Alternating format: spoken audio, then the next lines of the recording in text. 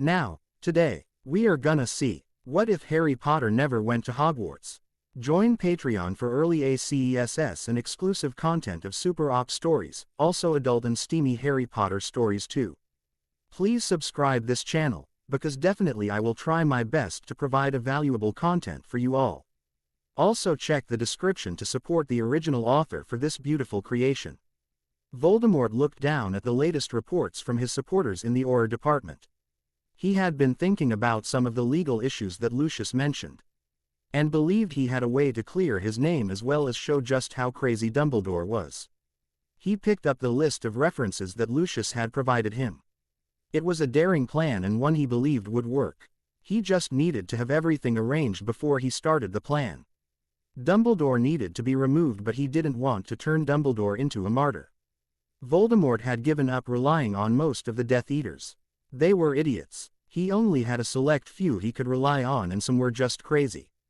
He had been back for over 10 years and was getting tired of fighting Dumbledore and the Order and dealing with the problems his less than stellar Death Eaters created when they did raids. It was time to get rid of Dumbledore and take control, and it would enable him to get rid of some the worthless Death Eaters simultaneously. 3 weeks later, Tom Marvolo Riddle strolled into the ministry with his barrister next to him. He looked like an older version of his 15-year-old LF with just a bit of gray at the temples. Lucius was walking behind him and was here as his solicitor to cover any questions that might be raised regarding any of Voldemort's contracts or other legal issues, as well as a lord of the magical realm. Lucius eased their way through the security checkpoints as Lucius had set up a time for them to meet with Madame Bones and Minister Fudge. They were meeting in one of the meeting rooms by Madame Bones' office. The barrister stopped them just as they left the security area. I expect that Dumbledore is aware of this meeting. Do not act surprised if he pairs or tries to bait you into revealing anything. I'm aware. He likes to be very involved in everything. It was one of the reasons why Voldemort believed that this plan would work. It was time to put Dumbledore's involvement in everything to his advantage. I only informed Amelia that I needed to discuss an important legal issue that would resolve some open cases and would be bringing 2 people with me. Lucius hoped Dumbledore wasn't present. He wanted to see the information released during a court case or even a special session of the Wizengamot. Excellent. They continued on their way to Madame Bones' office. Lucius saw Shacklebolt and Mad-Eye eyeing them as they headed to Madame Bones' office. Dumbledore was going to be made aware of their visit. The door to Madame Bones' office was opened before they even reached the receptionist sitting at the desk outside of Madame Bones' office, which was next to the Auror department. Eric, it's good to see you. I wasn't aware you would be joining us. Lucius, your client. Madame Bones was walking toward them. I arranged for some tea in one of the conference rooms. Hello, Amelia, a pleasure to see you again. Eric was almost as tall as Voldemort, with black wavy hair and bright green eyes. He was dressed in traditional black robes but cut in the latest fashion. He looked like he exercised but wasn't bulging with muscles. Thank you for agreeing to meet with me. Voldemort could see the questioning glances around the Auror department. The rumor mill was going to be interesting. He saw some of his supporters were attempting to learn what was going. He did see 3 of his smarter Death Eaters, but they had the sense to look like they were working. My pleasure. They did polite small talk. They walked to the conference room. Fudge met them as they were almost at the conference room, which caused more tongues to start wagging. They entered the conference room and tea was served.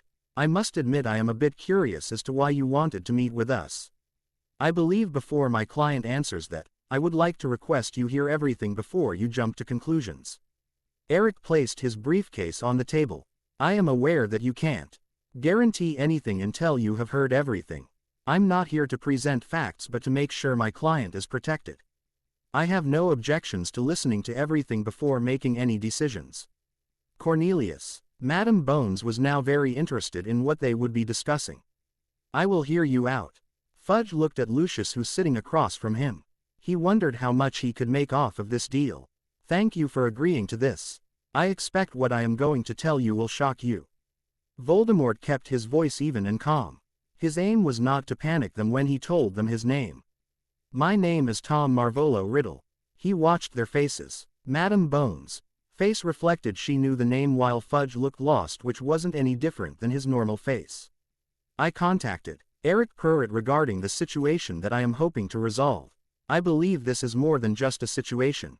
Madam Bones wasn't expecting he who shall not be named to just enter her department or sit down with her. She always believed he would just raid the ministry one day and take it over when most of the employees weren't around. I am aware, but I am wondering exactly what am I wanted for. Voldemort was aware he was guilty of a lot of crimes, but he had always made sure there was never any evidence of his involvement, as well as most of his Death Eaters. Yes, a few of his Death Eaters got caught over the decades, but they never saw his true face or even knew his name. They were usually the lower level of the Death Eaters. I will want to review anything presented as evidence, even if we have to push for a court date. Eric wasn't about to let the court of popular opinion or Dumbledore's forcing the issue put one of his clients into Azkaban. He had gone up against Dumbledore many times, and Dumbledore had a very bad habit of believing if anyone wasn't a Gryffindor, they might be guilty except for Slytherins. In Dumbledore's mind, all Slytherins were guilty of whatever crime they were charged with when they were arrested. Madam Bones leaned a bit back in her chair as she mentally reviewed the open cases that were linked to Voldemort's name. They ranged from using dark arts to murder. Everyone knew he killed the Potters and countless others. She had reviewed all of the memories of Voldemort when she took over as head of the department, reviewed each file, report, and followed up on everything she could. Her brother and his wife were killed by Death Eaters. What crimes could you have done? I never heard of you before. You called me in here for some minor charges. Fudge looked ready to explode when he got tired of waiting for Madam Bones to speak. Cornelius, this is more important than you realize. Madam Bones wasn't sure what exactly she could do regarding this situation. Most of the evidence they had was hearsay and based on things that Dumbledore had submitted as evidence. Dumbledore had provided a lot of background information, but that was also hearsay with no real evidence. Dumbledore had been promoting Voldemort being an evil-looking snake man, but that didn't match the man in front of her. The ministry had wards up that would have sounded if any one entered the DMLE area under glamour spells that were beyond just the lower-level cosmetic ones, so she was looking at the real Tom Marvolo Riddle, aka Lord Voldemort. We have multiple murder charges, arson, muggle baiting, practicing the dark arts, using the 3 unforgivables, and countless acts of destruction of private and public property. I will need time to review each of the charges and validate the charges. What is going on? Why haven't I heard of anyone with that many charges against him? You have heard of me. Voldemort pulled out his wand. I will show you if you will allow me to use my wand. At Madam Bones' nod of acceptance, Voldemort turned around and aimed his wand at the wall. The words Tom Marvolo Riddle appeared. He waved his wand and the letters began to move around until I am Lord Voldemort. Fudge jumped up out of his seat, started stammering, and pointed at Voldemort. I will admit that I was against Dumbledore and his cutting of classes, rituals, and oath are aspects of our world, but I am not the person that Dumbledore claims I am. Cornelius, do sit down. We are not in any danger. Madam Bones watched the words disappear from view. Amelia, he isn't going to do anything. Lucius gave a pointed look and tilted his head to the empty chair. Fudge sat back down. How long do you need to review the evidence and make a decision regarding my client? Eric was used to Fudge's lack of courage and his total ignorance of anything that didn't affect him directly or his vault balance. I am hoping we can complete this sordid business in a timely fashion. I will need to pull everything before I can give you a direct answer. Perhaps by the end of the week for an estimated time frame. Your client will be free to leave here, with the understanding of turning himself into ministry when he is charged. I plan on doing it. Voldemort had replaced his wand up his sleeve. Do you wish for some type of guarantee? I would refer it as I would also prefer to keep you in a holding cell until such a time we can get this straightened out, but I believe that Eric has already handled that aspect by drawing up an agreement for you to return if I decide to proceed further. Madam Bones was very aware of how talented Eric Pruitt was about the law. She was also aware that he was expensive to hire. Eric Pruitt was one of the Saint barristers in the magical realm and not just in the United Kingdom. Eric wouldn't have walked into the ministry without having every aspect covered. Eric opened his briefcase. He pulled out some small scrolls. Here is the discovery motion for all the charges, files, and even any transcripts of the memories, as well as a time to review all the memories that have been submitted in a motion to Hogwarts. Any charges suppressed that the statute of limitations has expired in the case of bias. A motion to have a cease and desist order on the filing of charges in the future without having proper evidence regarding my client. Madam Bones was a bit surprised for a change. Normally, she would have been prepared, but this day was turning into one full of surprises. She took the small scrolls. She had warned Dumbledore and Fudge regarding their assigning blame to Voldemort for every crime. A written promissory appearance based on his own recognizance. I will sign one. Voldemort planned on appearing. Amelia, you can't. You need to arrest him, now. Fudge looked at her with fear in his eyes. Cornelius, we can't arrest him until such a time we have a complete and accurate list of charges. Madam Bones faced Fudge. She leaned in and lowered her voice. We could be sued for illegally arresting him, and it would cost the ministry a lot of money. She wanted to smack the man. Fudge was too bus. Why, just thinking about his position in his vault. He will appear since he is already here, willingly. She wasn't looking forward to reviewing everything. Since she had been the head of the DMLE, she had seen a lot of reports referencing Voldemort. She was going to have to find someone to assist her, but they couldn't be anyone that would run to Dumbledore with the news. Voldemort wondered how Fudge remained in office. The man was an idiot. He was aware that Lucius bribed the man, while Dumbledore also used other methods to control Fudge. Let me go and retrieve the correct form and we can complete our business. Madam Bones didn't give Fudge time to object before she was up and heading out the door. Fudge sputtered a few times before he stood up. I don't believe I am needed for the signing. Sit down, Cornelius. You are needed as a witness. Lucius hoped after this legal business was finished they would be able to remove Fudge from office. If this case did go to court, Dumbledore and Fudge would not come out with their reputations intact. Madam Bones returned and they finished the paperwork. Voldemort, Eric, and Lucius exited the ministry 15 minutes later.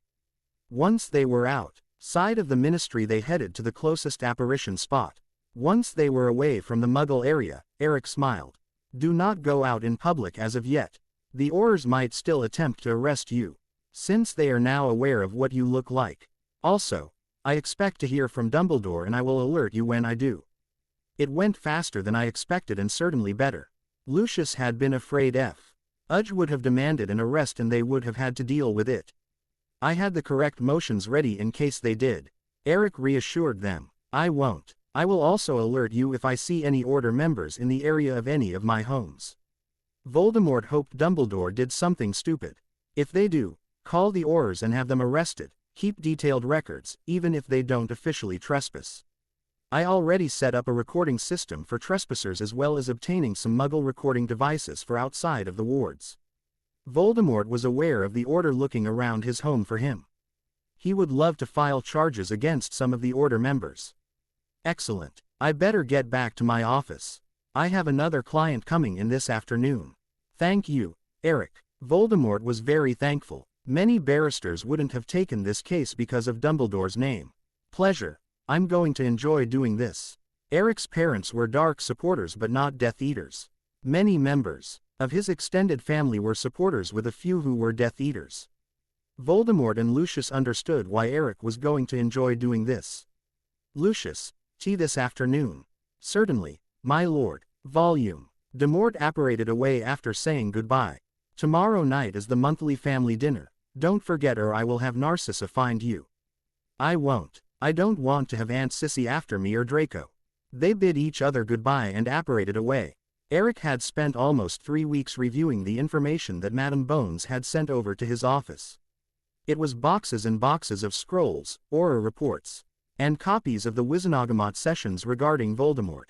Most of the earlier charges had been dismissed due to the statute of limitations.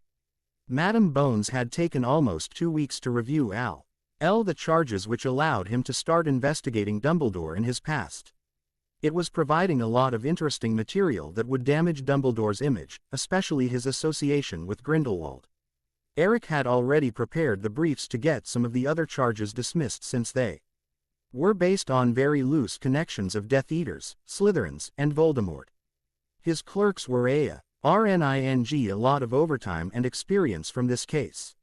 Some of the cases didn't have any evidence regarding Voldemort or even participation in the crimes. He would be filing for the dismissals on Monday. He had been a bit surprised to see Bones, family filing missing. Edgar Bones was a member of the Order of Phoenix and Death Eaters had been responsible for killing him and his family.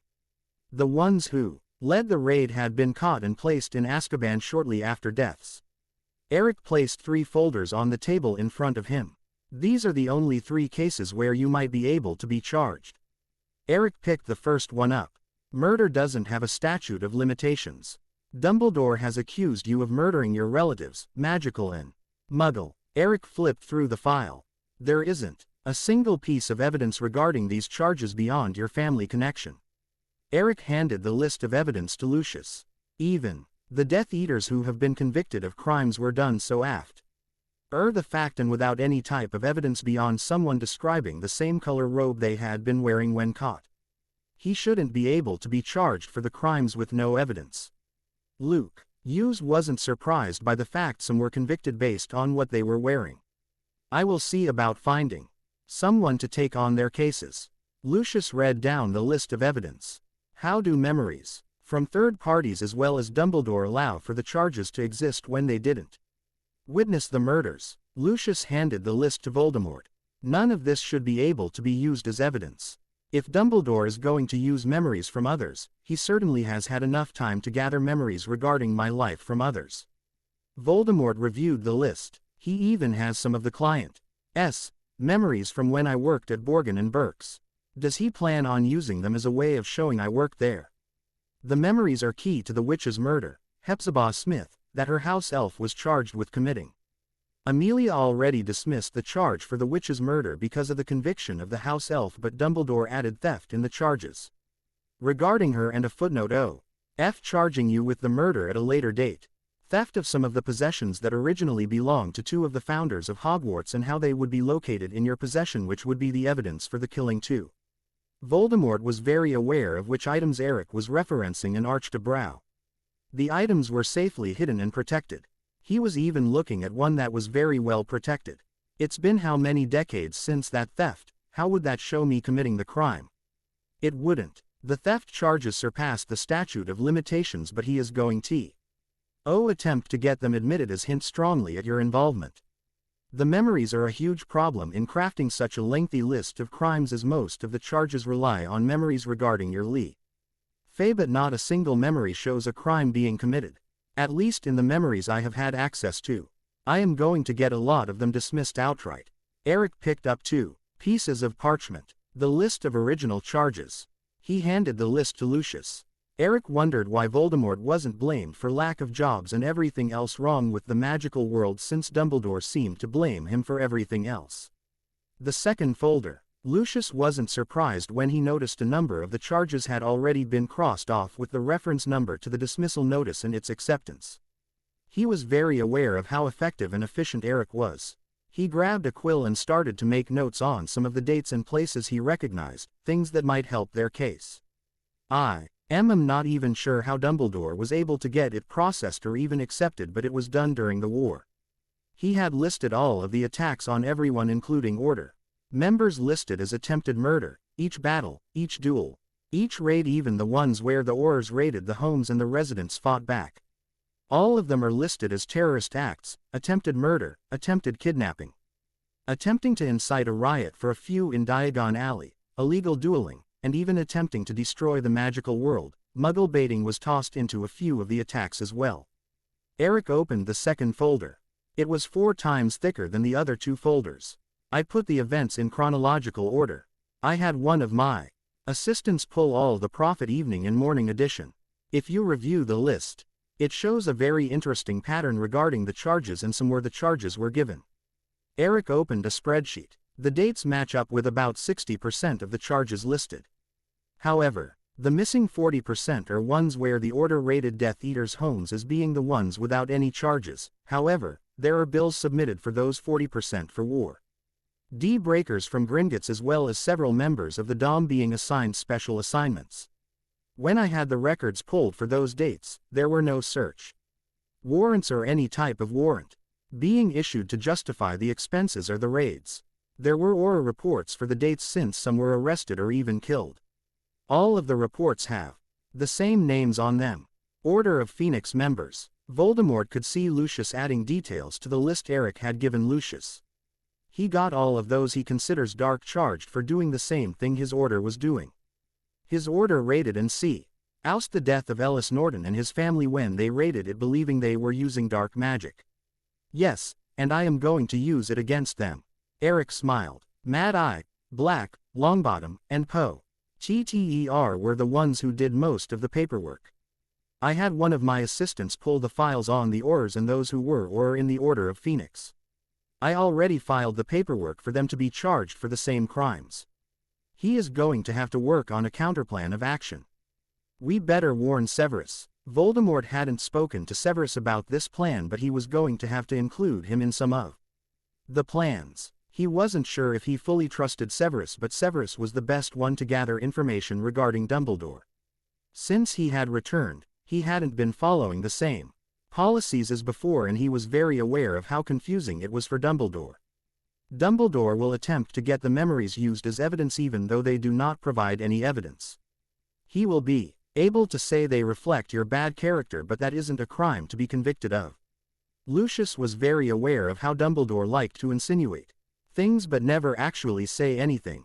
Dumbledore W. Old show the memories and let others come to their conclusions, as Dumbledore walked a fine line between accusation and slander without actually saying the person was guilty of something or anything. I have a counter for it. I am going to be using the Muggle history and Muggle accounts of World War II and move forward, combined with his lack of concern about returning abused and neglected back to their abusive or neglectful homes. We have a rather large list with Harry Potter heading the top of the list. Many are very aware of the lack of concern and lack of following up on the placement of Harry Potter, and I am going to use it. Eric had already subpoenaed for Hogwarts, Child Protective Services, and Auror reports regarding abuse, child neglect, and children's deaths. The biggest hurdle will be the Potter's death. Voldemort wasn't worried about the rest of the charges. There was no evidence linking him to anything.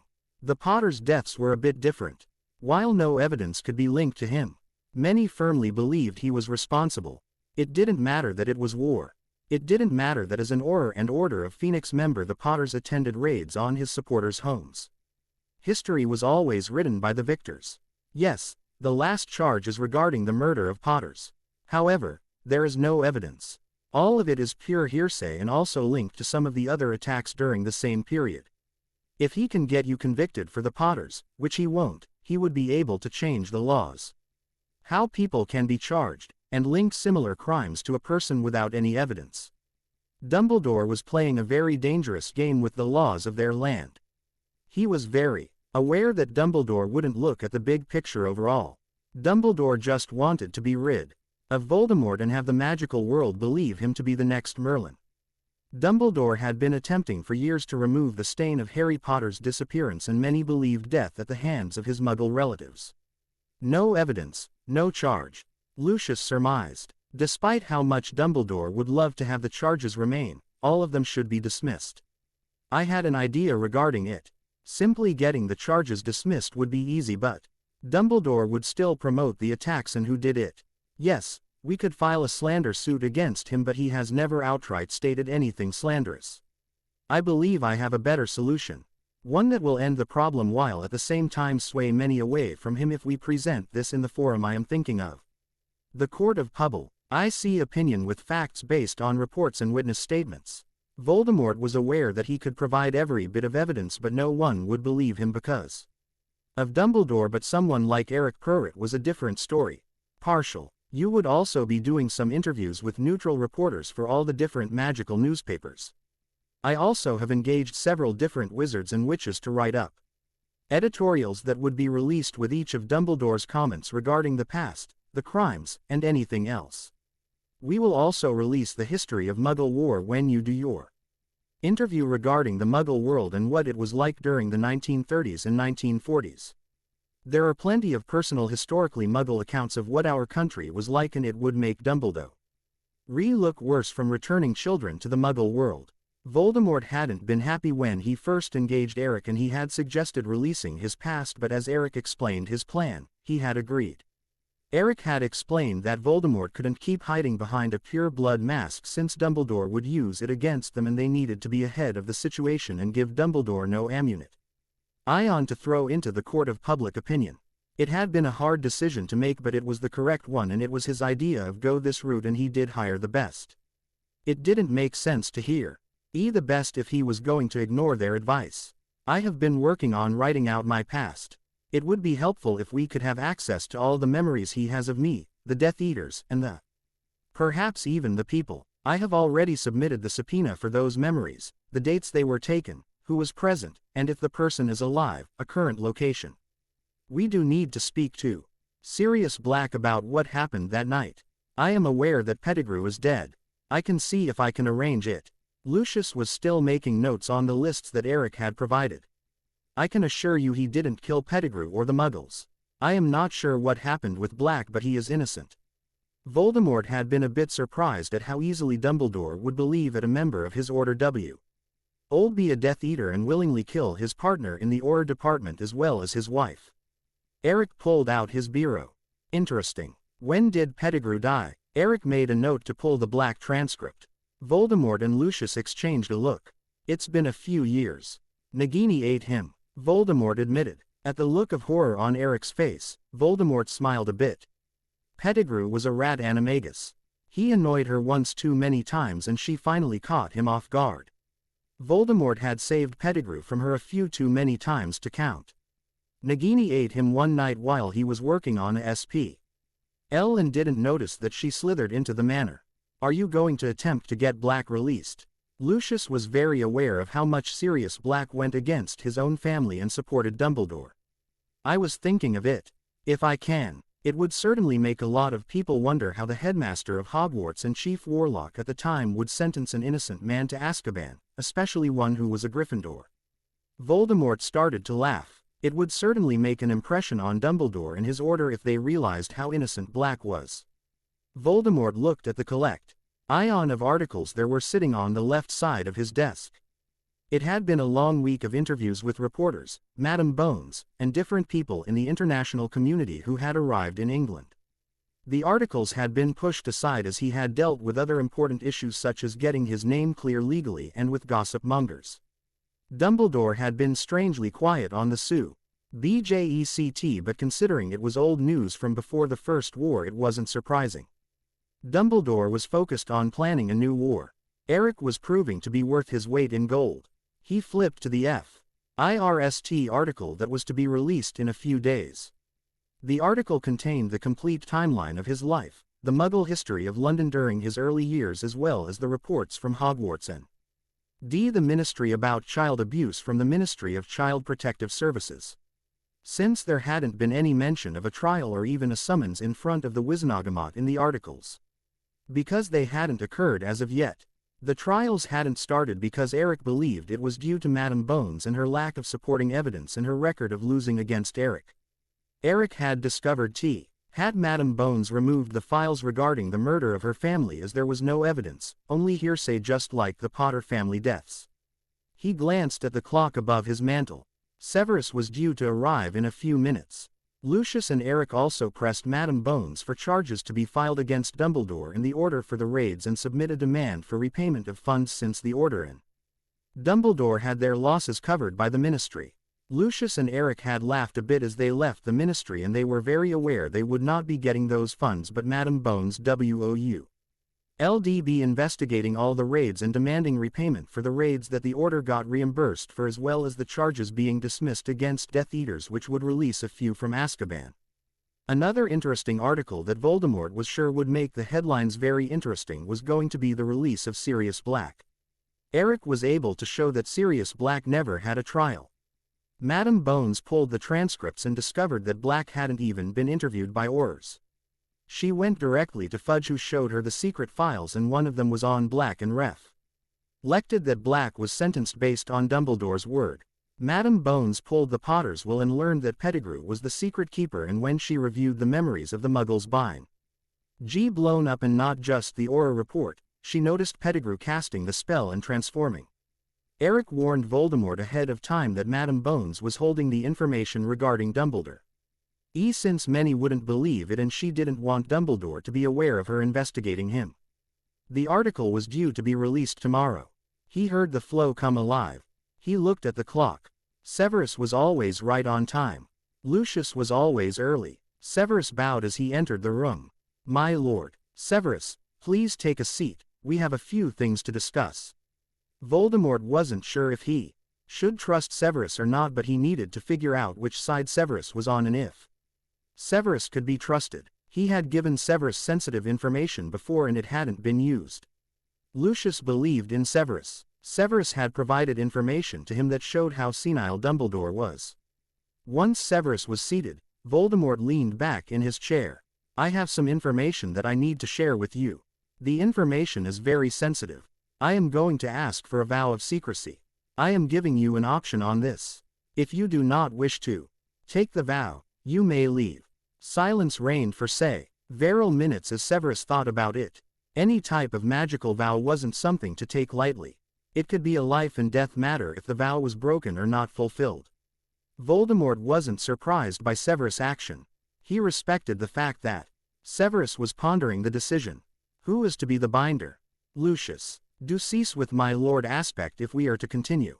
This was going to change his relationship with Severus. Severus was now going to be part of his close circle of confidants. Summon Lucius. Voldemort let go of any doubt regarding Severus. Lucius will be here in 10 minutes as well as Eric Purrett. I have never had the honor of meeting Eric Purrett. He is the son of Roger Lestrange and Melania Black. He is the younger brother of Rodolphus and Rabaston and she is Narcissa's cousin. Voldemort heard the flow. Lucius was early as he expected. Lucius has arrived. I expect Eric will be with him. Voldemort and Severus were a bit disappointed that Eric wasn't with Lucius. I do apologize, but Eric got delayed by Dumbledore finally making a move. Severus frowned. He didn't mention going to the ministry or anything. Let's do the vow of secrecy before we continue. Voldemort wanted to make sure everything was covered. Yes, he was a lot saner, but he was still a bit wary and paranoid of everyone. A simple vow of secrecy to cover everything we discuss here in a NY thing associated with what we are going to discuss here and between us and Eric when he finally arrives. Severus stood up as Voldemort and Lucius moved into position so that they would be able to form a triangle. Lucius pulled out his wand as Voldemort and Severus grasped each other's right wrists. Do you Severus Tobias Snape swear to keep all the information we discuss in this room and Betwee, Ennis and Eric Purrett regarding any issue regarding Tom Marvolo Riddle, Tom Marvolo Riddle's life, legal issues, and any connections to our Lord, the Death Eaters, the Order, Dumbledore, the Last War, and all issues leading up to the war and all the years following the war provided to you by our Lord, Eric Purrett, or me? I so swear. They watched a magical ribbon come out of Lucius' wand binding Voldemort and Severus' word. Voldemort heard the sound of the flow. Eric has arrived. Severus returned to his seat as Voldemort walked back around his desk to sit down. Lucius summoned another chair and sat down, leaving the chair to Severus, left empty. Eric stopped in the doorway. Vow, it is done. Excellent. A pleasure to meet you finally, Severus Snape. Eric entered the room. He sat down. Dumbledore is a fool. He honestly thought he was going to get everything brushed aside based on his word. His opening statement was everyone knows, then proceeded to everyone is aware statements, nothing that had a shred of fact. Eric placed his briefcase on the floor. He held out his hand. The pleasure is mine. Eric held out his hand. Severus' eyes went big. He looked up at Eric and back down to the hand, then to the forehead. I see he has figured it out. How? Lucius looked at Eric. He looked like a Black and Lestrange. The scar on his hand. He got it right before the night of the attack. Lily Flo called me frantically because the Mutt, Lupin, Potter, and Pettigrew had been planning a prank and hadn't been paying attention and it exploded. The only thing that Poppy and I could heal was the back of Harry's hand as we needed to figure out what they did and how they did it. 2 days later, Harry disappeared. Voldemort was watching Severus as the man was speaking. Severus never lost his mask, but it was noticeable if you knew Severus that the man had a lot of questions. Eric didn't lose his mask and wasn't bothered by the story. He wondered what it would take to see either man Lose his mask. You mean kidnapped. Lucius wasn't going to sugarcoat things. It took us almost a year to find him. I think we better start at the beginning. Severus was a bit confused by the term kidnapping. Voldemort looked at Eric. Where do we want to start? I would suggest at the beginning, as I do believe it would take care of a lot of questions than if we started with the Potter's death. Eric reached down and opened his briefcase. He pulled out a bottomless pouch. I did get more cases dismissed during Dumbledore's rant tonight. He did more damage to himself. Severus closed his eyes as he pinched his nose. He opened his eyes. Dumbledore was an idiot. He wondered if Dumbledore was senile. He seems to be under the impression that everyone is just going to follow whatever he says unless they are dark. He hasn't mentioned anything regarding what happened during his last trip to the Ministry. Voldemort hadn't wanted to share this information, but he did agree with Harry. See, in Lucius it was vital to get people on his side. He needed to get people to see him as a person, not the monster that Dumbledore crafted him into being. He needed to get rid of the image the Death Eaters had too. I'm not sure what you know of Tom Marvolo Riddle. I have no idea who he is. Severus tensed a bit as Voldemort picked up his wand. Voldemort didn't comment as he did him I am Lord Voldemort trick. I see. Eric had been sorting through different scrolls and passed one to Severus. Voldemort began the tale of his life, his family history, and what his life was like at the Muggle orphanage. Eric handed Severus another scroll when they started to discuss Dumbledore's response to those who were abused. No one spoke as Severus read through the scrolls. He never did anything about the abuse. I thought it was just me. Quote, no, it has been all students. If you look at the end you can see the number of deaths it has resulted in. Eric was still placing scrolls on Voldemort's desk. Severus glanced at the end of the scroll and looked at Voldemort, Lucius, and Eric. Yes, he has covered up those deaths as well as others. I have a feeling it is going to get a lot worse. It does. We haven't even gotten to the duel with Grindelwald and a pattern he started when Tom was at Hogwarts. Eric was the one who pointed out the pattern to Voldemort. Something I believe he was hoping I would also do. Something to do with the reason why the Potters were killed and I was removed from the magical world before anyone was even aware of their deaths and an innocent man was sent to Azkaban. Severus leaned back in his chair. No one spoke as Severus looked at the scrolls and Eric. Merlin. The prophecy. He wanted to have another duel like the one with Grindelwald. Exactly. He NTS another great duel with a hero to take over as the hero of the light. He wants Harry Potter to be the hero. Voldemort wondered when or if Dumbledore would ever give up looking for Harry Potter. Harry Potter was what anyone heard about since Harry had been discovered missing by the world when he failed to up at Hogwarts. Dumbledore had attempted to claim that Harry Potter was training, but when Voldemort returned he had been able to hide his return for another year until Pettigrew blew his cover. Dumbledore had attempted to cover the fact that Harry was missing, but the public and the Ministry demanded the truth, with Lucius pushing for the reveal. The more Dumbledore delayed, the more it made Dumbledore look bad until finally it was released he had no idea where Harry Potter was. Severus looked at Eric. How long have you known? He had never felt the pull of his vow or even the slight tug of Harry being in any type of danger. Dumbledore had asked over the past few decades for I am to warn him or be open to the feeling in case Harry was in danger. Eric Lestrange never attended Hogwarts. Severus had always wondered what happened to Lily's son. He could never bring himself to think of the missing as James Potter's child after he learned he had been missing for years. Dumbledore only informed him and Minerva when Harry didn't show up during what would have been his first year. All my life, it has never been hidden from me. I always had access to everything and always had my questions answered. I even heard the prophecy at the Ministry. It's not a real prophecy either. I'm not sure why or how it isn't a real one, but it is. Eric was aware that when his identity was revealed, Dumbledore was going to try every trick in the book to discredit his parents, Lucius, Narcissa, and Voldemort. Dumbledore was going to use every trick in his book to get his icon Harry Potter on his side. He would destroy Eric Lestrange if he could have Harry Potter. His parents as well as Narcissa and I always provided any books and family history he wanted. We took him on tours of the Potter home as well as taking him to Gringotts for him to go through the vaults. He has read the Potter family history and grimoire. Lucius never wanted anyone to accuse them of hiding anything regarding the Potter family history or for Eric to feel they mislead him. His parents loved their son and wanted him to know his biological parents as well as his adopted family. They believed that Eric needed to know the truth and it was better to have him grow up knowing the truth. They didn't give him blood and gooey details when he was younger, but they did inform him at that time they were holding some information back as he was still too young for the bloodier aspects. Severus could provide a lot of information regarding your mother. Yes, I knew her growing up. We lived near each other. I would enjoy learning about her.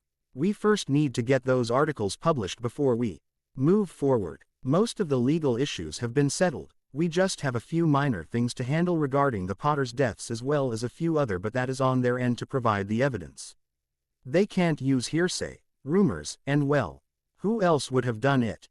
Eric was tired of Dumbledore's attempts at getting anyone he deemed dark convicted of crimes using that method, and Madame Bones was finding out just how many he had sent to Azkaban using those methods.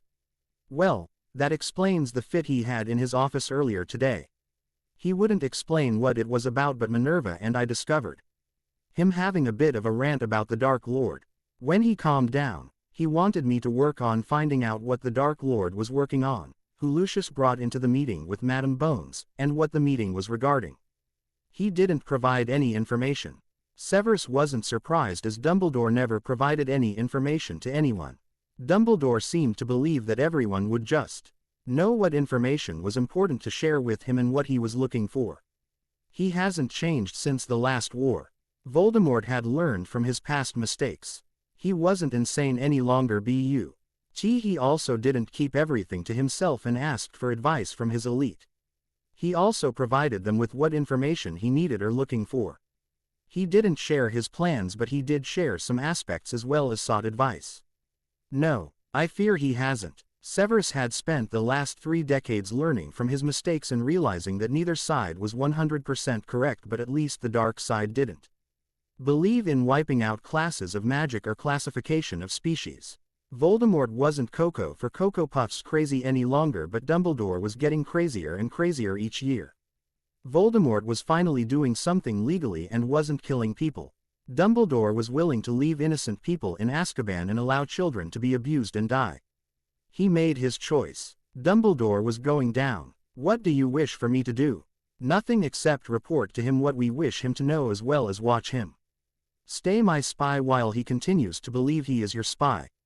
The Sam as you have been doing, but no more lying to me. Voldemort held his hand up to stop any denial. I wasn't sane and nothing you did or anyone else would have changed the course I set myself on during the last war. I only have myself to blame for that aspect and the failure of our last attempt to get rid of Dumbledore. Voldemort still couldn't believe he allowed himself to get so far down the rabbit hole of craziness. We won't discuss the past mistakes any longer. Now, the articles will start to be released this week. I have finished reviewing them. I am going to have the more factual report released by some of the reputable reporters, while I'm sure Rita will start her own stories once she sees the articles. Voldemort wasn't going to attempt to stop Rita. Rita had been after Dumbledore for years and loved to bury the man. He wasn't sure why she hated him, but he believed it would be revealed when she was ready to destroy Dumbledore finally. Just keep it legal, Tom. I am aware we GHT have a war soon, but I would prefer it if we didn't. Dumbledore is a senile old man, but he has many followers and an equal amount of skeletons in his closet. I do not want to hear about anything illegal. Eric had enough work straightening out the mess already. Same goes for the rest of your followers. Keep things legal. If they do anything stupid, distance yourself. I am aware. I have paid you enough money to get this mess straightened out. I am not planning on having it ruined by doing anything without seeking your legal advice if I have any doubts about how legal it might be. I am also sure Lucius will inform me if it is illegal. I will. Lucius wasn't about to endanger his family, and it was one of the reasons he encouraged Voldemort to go the legal route, not that Voldemort recognized being led down the legal path. He and Narcissa had led him down the path slowly and steadily over the years. Eric's parents had also been a huge help in encouraging the legal way. The next point we need to discuss is print out a manifesto of what our side believes, what they hope to accomplish, and their goals. I would recommend providing a lot of ICW case studies backed up with the different magical countries' statistics, policies, and their school rankings.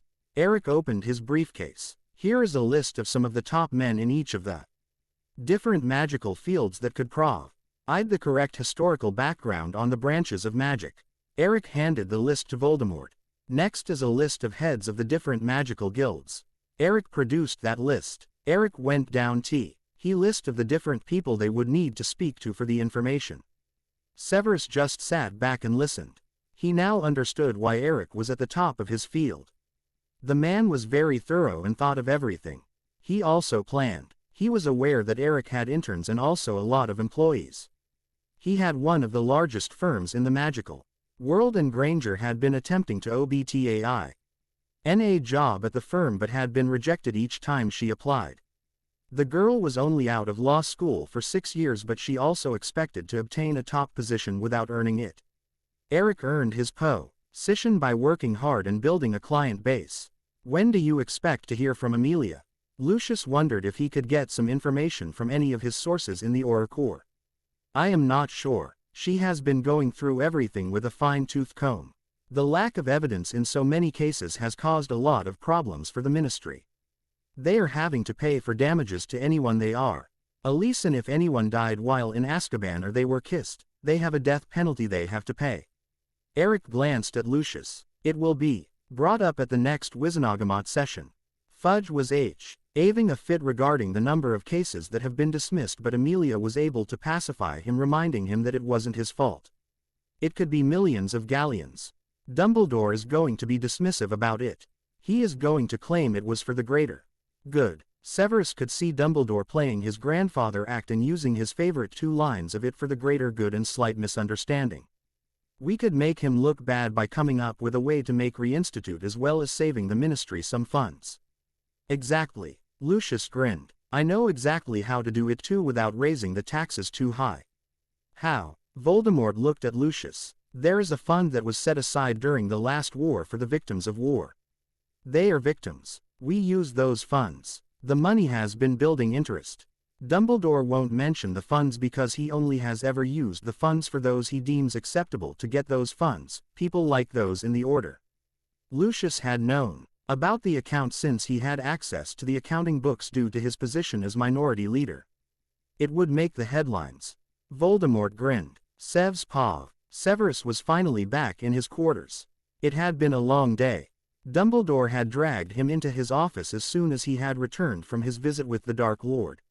He wasn't surprised to find some of the normal order members waiting for him. Molly Weasley, Minerva McGonagall, Remus Lupin, and the 3 biggest annoyances he ever met. They outdid the Marauders, Hermione Granger, Ronald Weasley, and his insipid sister, Ginevra Weasley. He had entered Dumbledore's office to Granger complaining about her upcoming nuptials to Weasley and her lack of progress. Weasley had been pushing for them to get married, but the girl kept delaying it. He was wondering if or when she would admit she would rather be with a Dementor than married to Ronald Weasley.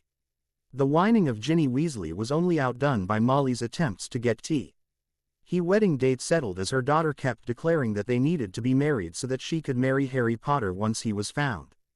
A pipe dream, as it was never going to happen, as many had already informed her to disregard that option. Severus braced himself and opened the door, entering the office as Minerva and Remus looked ready to curse the group, and Dumbledore was attempting to get them settled by stating that Severus had returned and they had more important issues to discuss. Ah, there he is, my boy, come in and sit down. As you can see, we have been discussing a wedding. I heard. Severus cursed his luck. He had hoped to be able to deliver his report and leave. He had enjoyed the conversation with the Dark Lord, Lucius, and Eric Pruitt. He was impressed by the man's sharp mind. He would have never thought that the man was Harry Potter if he hadn't seen the evidence with his own eyes. The man had inherited his mother's brains, thankfully. He moved to stand by Fox W. Ho gave him a slight wobbling trill sound. He scratched the bird on his head. There isn't much to inform you, as I was only summoned to provide some details regarding some of my snakes who are leaving Hogwarts at the end of the year. I can inform you that very few will be entering his service. He believes this new legal aspect will clear him of all charges, and he doesn't want any tint of criminal charges to resurge. He wants only those who possess a sharp mind and can benefit his causes in the Wizengamot and ministry. I can't believe that you know who is trying to make his crimes just disappear. Merlin, what is next? Harry Potter appearing out of the blue. Albus, tell me that this plot won't work. Molly's voice rose a bit and she finished with a huff and slight wave of her hand as if Dumbledore could make it disappear. It can't be possible, right? I have been attempting to figure out what exactly Amelia has been doing, but she hasn't been very forthcoming with the information. Dumbledore ran his hands down his beard. I haven't been able to stop her from removing any charge nor the release of those from Azkaban. She won't be. Amelia is known for being fair and honest. She won't jeopardize any investigation. Albus, we need to figure out what we can do if you know who gets the charges dismissed. Minerva glanced at Severus. Tea, please. Minerva poured Severus a cup of tea as well as refilled her cup. Severus was thankful as Minerva was the only one who ever offered him tea or anything during this type of meeting. I have to agree with Minerva, Albus. I have been reading about Eric Purrett. He is top of his field, well respected, and rarely loses a case. Lupin looked at Granger. He owns the firm you want to join, correct? Yes, he owns the top firm in Londo, and in our world, as well as being one of the top of his field in the Muggle world. I wanted to do my internship there, but I selected to complete it at the ministry. It would have provided me with so many opportunities. Severus was trying hard to not say anything. You mean you got rejected? Ginny Weasley snidely muttered. You didn't bother to apply to any place else and that was your fault. Everyone told you to apply at other law firms. Quote, Ginevra Molly Weasley apologized this minute to Hermione. Molly was shaking her finger at her daughter. Hermione did an amazing job at the ministry and continues doing so. The ministry needs strong witches like her. She has been able to rid our world of a lot of dark influences. Ginny crossed her arms over her chest as she muttered a meaningless apology. Amusing as this is, could we move forward to discussing a possible solution to what might happen if Mr. Purrett does get the Dark Lord cleared? Perhaps work on a plan to stop the Dark Lord from being cleared of the charges. Severus didn't doubt that Eric would get the Dark Lord cleared. Eric was aware of Dumbledore and his plots, as well as making sure that no one would be able to question any of the evidence or facts. Yes, very true, we do need to work on a solution. I fear not even discovering the location of Harry would be able to prevent the possibility of Tom being declared innocent. He won't remember the attack on his parents and he is the only witness. Dumbledore sighed deeply. He wasn't around for the Longbottom attack and I am afraid the rest might be dismissed as actions of war. Including the Potters, since James and Lily were members of the Order and many saw them defending against the Death Eaters. The war wasn't over officially until almost the 10th of November. Fudge is concerned about funds, so I might get him to reconsider some of the cases since he won't want the ministry to have any type of taint associated with his name or time as minister. Can they do that? Dismiss the charges because it was war? Ronald Weasley looked gobsmacked. It wasn't a new look. They are evil and dark and they can't just release them. Yes, unless we wish to put ourselves on trial for the same crimes we would want the Death Eaters charged with. As it is the reason why so many are being released from Azkaban. Many were arrested in their homes during our raids and most were not ministry sanctioned. Granted, we did have some Aurors at the time with us that arrested the Death Eaters and it has been the key to getting them released. Severus saw the flash of anger in Dumbledore's eyes as he was discussing everything he had accomplished in the last war being swept away. Dumbledore didn't like the idea of his order being regarded as equal to the Death Eaters. Dumbledore believed that anything dark or Slytherin was evil and belonged either in Azkaban or monitored closely by the ministry. Dumbledore was the light version of the Dark Lord. The Dark Lord was Hone Street with his dealings and didn't hide behind what he wanted, politically or magically. How is that possible? They attacked people's homes, destroying their homes, murdering Muggles and wizards. Molly just shook her head. It is wrong. Perhaps we need to research the lawyer and law firm. I bet they are dark and most likely Slytherins. Perhaps start following this lawyer and his law firm. Severus wondered why he believed the Order had any hope of ever winning. He stopped believing when Harry Potter never showed up and Dumbledore had no idea where the boy was. He stopped believing when he realized just how many secrets Dumbledore had buried to keep his image of being the light, good-hearted, grandfather figure of Hogwarts. Dumbledore never admitted he lost Harry. He believed that Harry was stolen or that the Dursleys dropped him off at an orphanage and refused to admit it. It will not work. Eric Pruitt has a very solid reputation and attended the Salem Institute of Magic. He was ranked #1 in school as well as university and law school. Granger looked at Dumbledore. He is known for his research skills and for making sure he has the evidence to back up his claims. He won't present anything unless he can provide enough evidence to support his claim. Severus was a bit impressed. Oh, not by Granger, but by Eric Pruitt. I do fear that Hermione is correct. He has been providing plenty of evidence and case histories as well as legally binding cases that support everything he has accomplished so far. Most of the crimes we wished to charge Tom with were dismissed as exceeding the time frame in which he could be charged. I did try to use the fact that he declared himself a Dark Lord as well as claimed the Death Eaters, so, therefore, he must be held accountable as well for their actions. It failed as Mr. Pruitt already presented evidence against that argument. He would. Granger sat up straighter. There is a reason why he is #1. He doesn't take a case he can't win even if it looks as if he should lose. He knows the law, family laws that any wizard might use, as well as the laws of the Sacred 28. Severus was a bit impressed by Granger this time. Granger's research finally provided him with some interesting information. He was still going to research the man, but it wouldn't be via books. He was going to speak to his godson and a few others. He remembered Draco mentioning his cousin, Eric. Draco was always good for gossip and family information. Severus, perhaps you might be able to gain some insight into him. Have you been introduced to him as of yet? Dumbledore smiled at him. No, I haven't had the pleasure. Severus didn't lie. He hadn't been officially introduced to Eric Pruitt. I am not even sure if Lucius has had the pleasure of being introduced to him. The Dark Lord seems to be keeping this close to his chest. I wasn't there very long, but I do believe I will be summoned again, as will Lucius. The Dark Lord had a lot of reports and articles on his desk and seemed to be reviewing everything. I didn't get to see what they pertained to as I never got close enough to his desk. He did have a memory ready in case Dumbledore wished to view one. I see. I am meeting with Amelia tomorrow. Perhaps I can gain some information from her. I am hoping she will agree to assist us in keeping our world free from a dark influence. Dumbledore smiled a bit. I will see if I can speak to someone in the Prophet and get them to do some stories about what happened during the last war.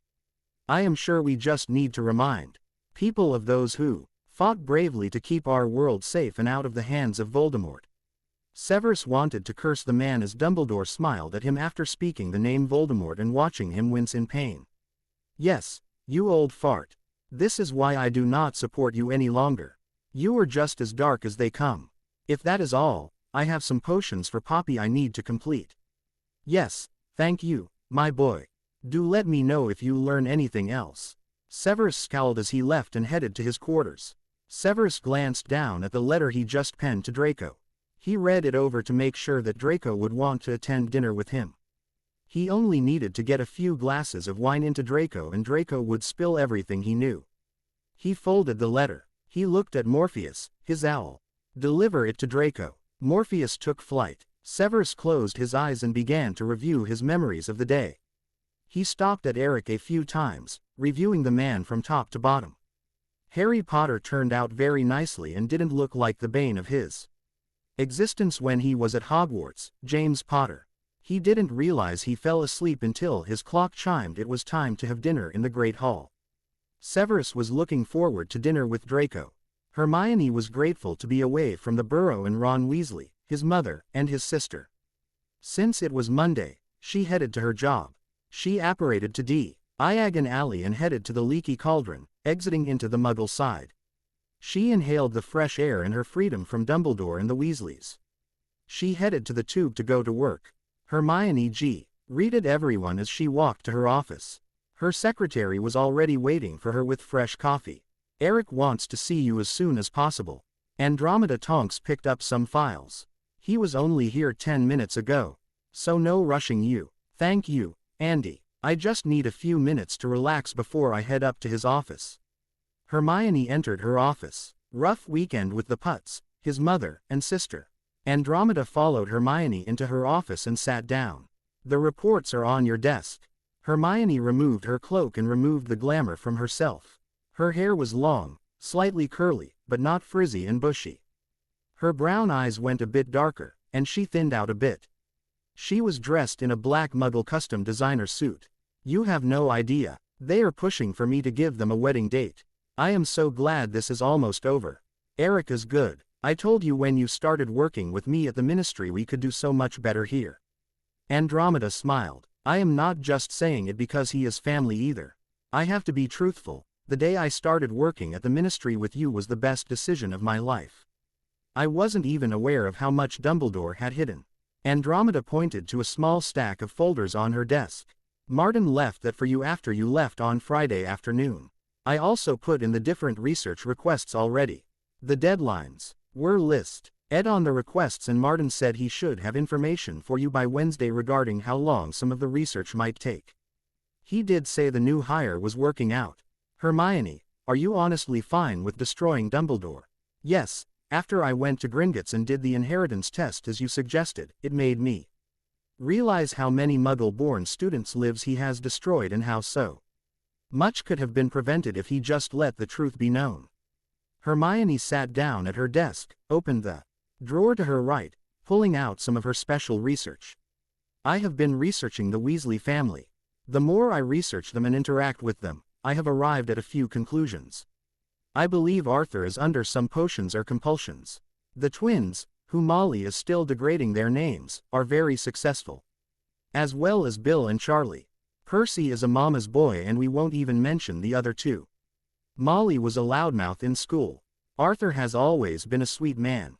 He said to date Luna Longbottom's mother before Molly sank her nails into him. He could be under compulsions because he was never interested in Muggles until Molly. Interesting. They looked up and saw Eric standing in the doorway. I do apologize, I wasn't intending to listen to your conversation but Hermione, I have a special assignment for you if you are up for it. Certainly. Hermione was the head of the research department. She had been in the research department in the ministry but it was limited because Dumbledore had banned so many books that only those in the Dom had access to them. Excellent. I need a complete history of Albus Dumbledore. Hermione smiled and held up her special research. I have been researching him and found some very interesting information. I have researched each member of the Order. Andy and Eric laughed. Of course you have. I am not surprised. Excellent job with the research for some of the more outdated magical laws. Amelia Bones will also be sending you some files I need for you to fact-check for me. Certainly. I am not expected back at the Burrow until the end of the week. I informed them I am spending the week with my parents. My parents have already agreed to cover for me. Just don't fall asleep in your office, again. Have a good day, ladies. I have to be in court in an hour. Hermione looked at Andy. More trials for those who were in Azkaban. Yes, Narcissa and Lucius are helping to get some funds for the victims of Dumbledore's greater good. Dumbledore has kept a secret fund for over a decade that was created for the victims of the war but he only provided money to those who he felt deserved the funds. I can't believe how blind I was when I was in Hogwarts. I was so sure because he was the headmaster that he would never do anything wrong. It was a shock when I learned the truth about him not knowing where Harry Potter was or even how long he had been missing. The big push off his pedestal that I placed him on was and it was discovered how many years he had known and done nothing to get the ministry or others to help find him. Hermione sighed deeply. It was also the first time that she realized books could not tell the full truth. It was where she began to research, not just rely on one book because it was in the Hogwarts library on a subject. Dumbledore had ruined the once famous library with his removal of so many books. I remember when I knocked him off it too. It was with my daughter, Nymphadora. He wanted her to be an Auror. She wanted to be so many different things but in her 7th year, she discovered she wanted to be a mind healer. I think because of my family. Bellatrix and the Black Madness. The pressure he put on her. He even came to my house and tried to Pressure me and Ted into telling Dora to be in order. He hasn't done it with our youngest ones because they are better at hiding their metamorphosis skills. Dora taught them, because she didn't want them to deal with Dumbledore if he discovered the truth. He is doing the same pressure on me to marry Ron. I think he is hoping to get me into a better position in the magical world if I have a pure blood last name. Well, just be thankful that the Ministry uses us for their research even if they don't realize it is Eric's company that is doing the work. Hermione laughed. She had been surprised when she took the job after Eric had headhunted her for the head of his research department. She hadn't realized that he owned Resi Research and that it was part of his law firm. Technically, she didn't lie as she wasn't working for his law firm. I am turning into a Slytherin. You are in excellent company. How does Draco feel about you in this wedding business? He hates it. He hates Ron and I don't blame him, but now that the end is near he is excited. He sent me a message saying that he was going to Severus on Saturday night. I know he enjoys spending time with Severus, which gave Draco less time to think about me being at the Burrow. Hermione still couldn't believe she was engaged to Draco. They had been dating for almost 2 years. He proposed last Yule. I am happy that you will officially be a member of my family. Narcissa adores you. Lucius raved about the books you recommend at our family dinner yesterday. You were very missed. I will be there this weekend. My parents are coming too. Excellent. Yo, you know Narcissa and your mother are going to want to make wedding plans. Just them. I can see you already have plans too. I saw the magazines. Hermione laughed. Guilty as charged. Andy stood up. Well, it's almost 8. Time to start the workday. She headed for the door, stopped, and looked back at Hermione. It is almost over, Hermione. Eric is good at his job. I know, and thanks. It is just so relaxing to come to work and have someone who I can discuss my life with and not have to worry about Ron and his annoying sister and mother learning the truth. Hermione opened her file on Dumbledore. She couldn't wait to show Eric what she discovered. She picked up the letter that Bathilda Bagshot gave her.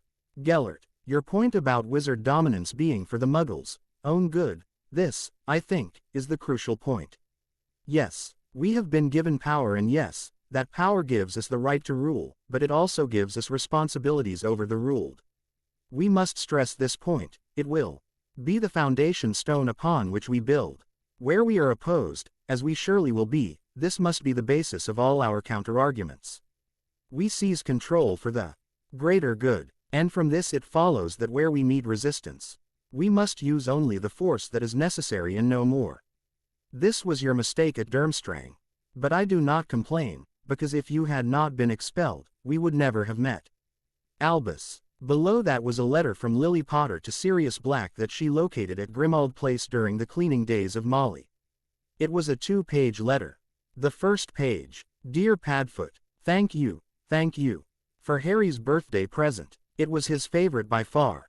1 year old and already zooming along on a toy broomstick, he looked so pleased with himself. I'm enclosing a picture so you can see. You know it only rises about 2 feet off the ground. But he nearly killed the cat and he smashed a horrible vase Petunia sent me for Christmas. No complaints there. Of course, James thought it was funny. And says he's going to be a great Quidditch player, but we've had to pack away all the ornaments and make sure we don't take our eyes off him when he gets going. We had a very quiet birthday tea. Just us and old Bathilda, who has always been sweet to us, and who dotes on Harry. We were so sorry you couldn't come. But the orders got to come first, and Harry's not old enough to know it's his birthday anyway. James is getting a bit frustrated. Shut up here. He tries not to show it, but I can tell. Also, Dumbledore's still got his invisibility cloak, so no chance of little excursions. If you could visit, it would cheer him up so much. Wormy was here last weekend. I thought he seemed down, but that was probably the news about the McKinnons. I cried all evening when I heard. Bathilda drops in most days. She's a fascinating old thing with the most amazing stories about Dumbledore. I'm not sure he'd be pleased if he knew. I don't know how much to believe, actually. Because it seems incredible that Dumbledore, the second page, could ever have been friends with Gellert Grindelwald. I think her mind's going. Personally, lots of love, Lily. Hermione put the letters back into the file. Hermione wondered what would have happened if Dumbledore has been more interested in preserving their worlds instead of creating his greater good. Eric was going to love this information. Eric read the letters again. He looked at Hermione. Verified. He couldn't believe the letters. Dumbledore's own feelings in a letter. His favorite line, as well as mentioning controlling the Muggles. The information in the letter to Grindelwald was confirmed by Lily Potter, and Grindelwald's great-aunt was something he wasn't expecting. The great-aunt. She is still alive. Andy arranged for the two interns, Thomas and Sheldo, to go with Pam and interview her. The interview is tomorrow at 10. Hermione handed the expense report to Eric. It just had a few memory vials that would be needed. She watched Eric sign off on the expense. She is going to use memories to confirm anything she learns. Excellent. Pam will be a great teacher for them. She has a lot of patience. Eric looked at the letters. Certified copies as well. Yes, there are 2 certified copies in the folder as well as additional certified ones stored in the archives with extra protection. It was standard practice for any account information. Each client had their own protection and each had their own archive area while the case was active, and once it was closed, it was moved to a storage area in Gringotts with their wards for protection. Hermione chewed her lip for a second. There is something else. I am not sure if it would be useful or not. I was wondering if stories about what happened over the years from the different students would help after the release of the articles and those letters. They would show his lack of care and concern regarding the safety of the students at Hogwarts. I believe I already submitted the requests for the detention records as well as their health records. Backstories to match them would be beneficial. Eric wanted to see how long Dumbledore had been using Hogwarts for pushing his agenda. They were searching through every aspect of Dumbledore's life, Hogwarts, and his positions. I can't speak to Severus Snape regarding an attack he endured as a student, but he is one that should be interviewed. Hermione didn't want to go into details about Lupin and the Marauders and the attack on Snape that she learned when Sirius Black got drunk and vided the story of Lupin almost attacking Snape. Snape. Yes, he is the potion master and instructor at Hogwarts. He was also a student when the Potters attended. He is someone that could provide a lot of interesting information regarding Dumbledore. I wouldn't be able to speak to him without Dumbledore wondering why. I see. Eric wondered what else they could learn from Severus Snape. The Order. Yes, he is a member. Each side believes he is their spy. Hermione had a feeling the man wasn't a fan of Dumbledore's, but she wasn't sure about Voldemort. Interesting. It could be. We also were compiling the list of bills and laws that Dumbledore has submitted against those he has rejected. We did find a very interesting pattern. Hermione had been using an extended conference room to create a timeline of the bills and laws.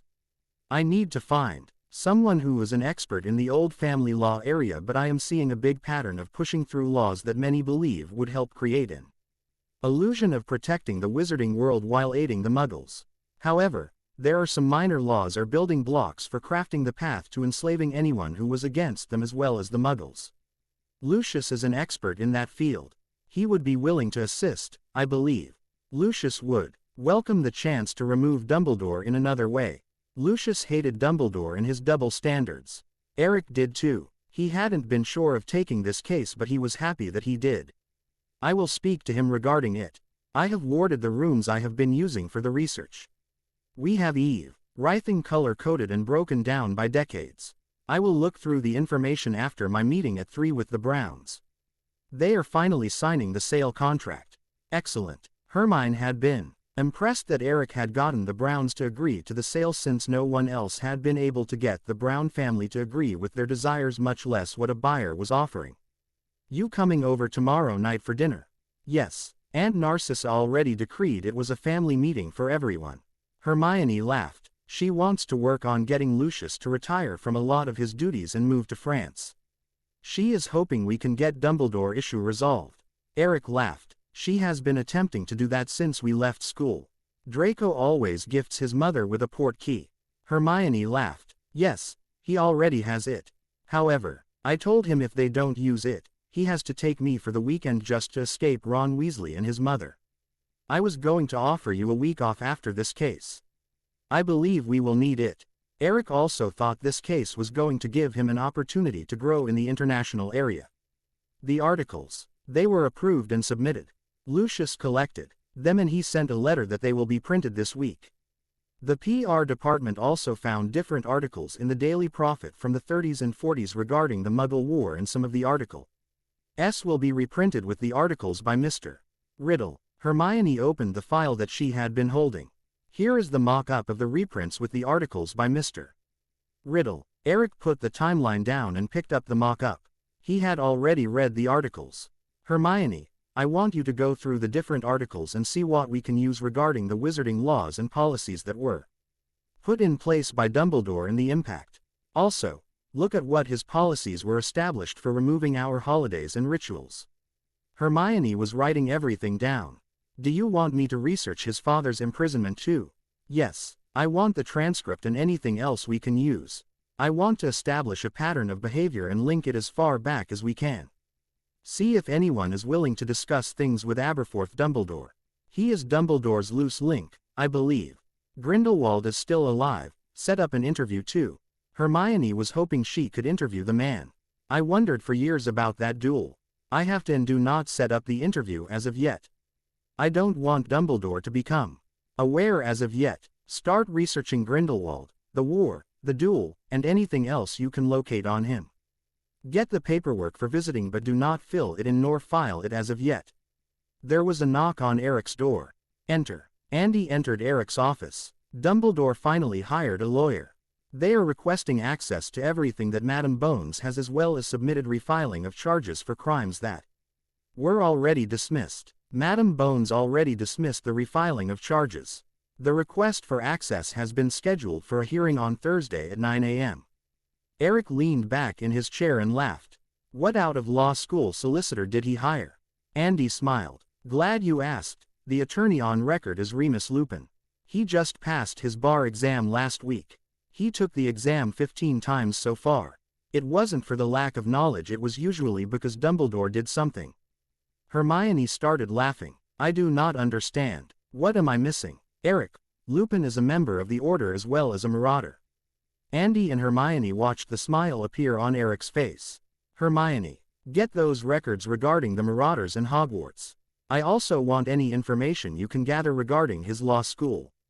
I wonder what they are going to use as a way to get access and what they used in their attempt to refile. I am glad you asked. Andy whistled. 3 interns entered carrying boxes. All of the information according to Madame Bones is just loose connections to past events that he has no evidence regarding. They are going to just keep pushing motions at us to delay everything. I do believe it will be easy to counter. Eric loved it when new lawyers attempted to do motion filings to delay things. Eric, your next appointment is here. An elderly woman stood next to Andy. I put them in the conference room C. Creature is getting them tea. Thank you, Nicky. Eric stood up. Severus and Minerva were watching Dumbledore having a breakdown. The man was losing control after a week of articles that he couldn't counter, including one about his past that Rita did.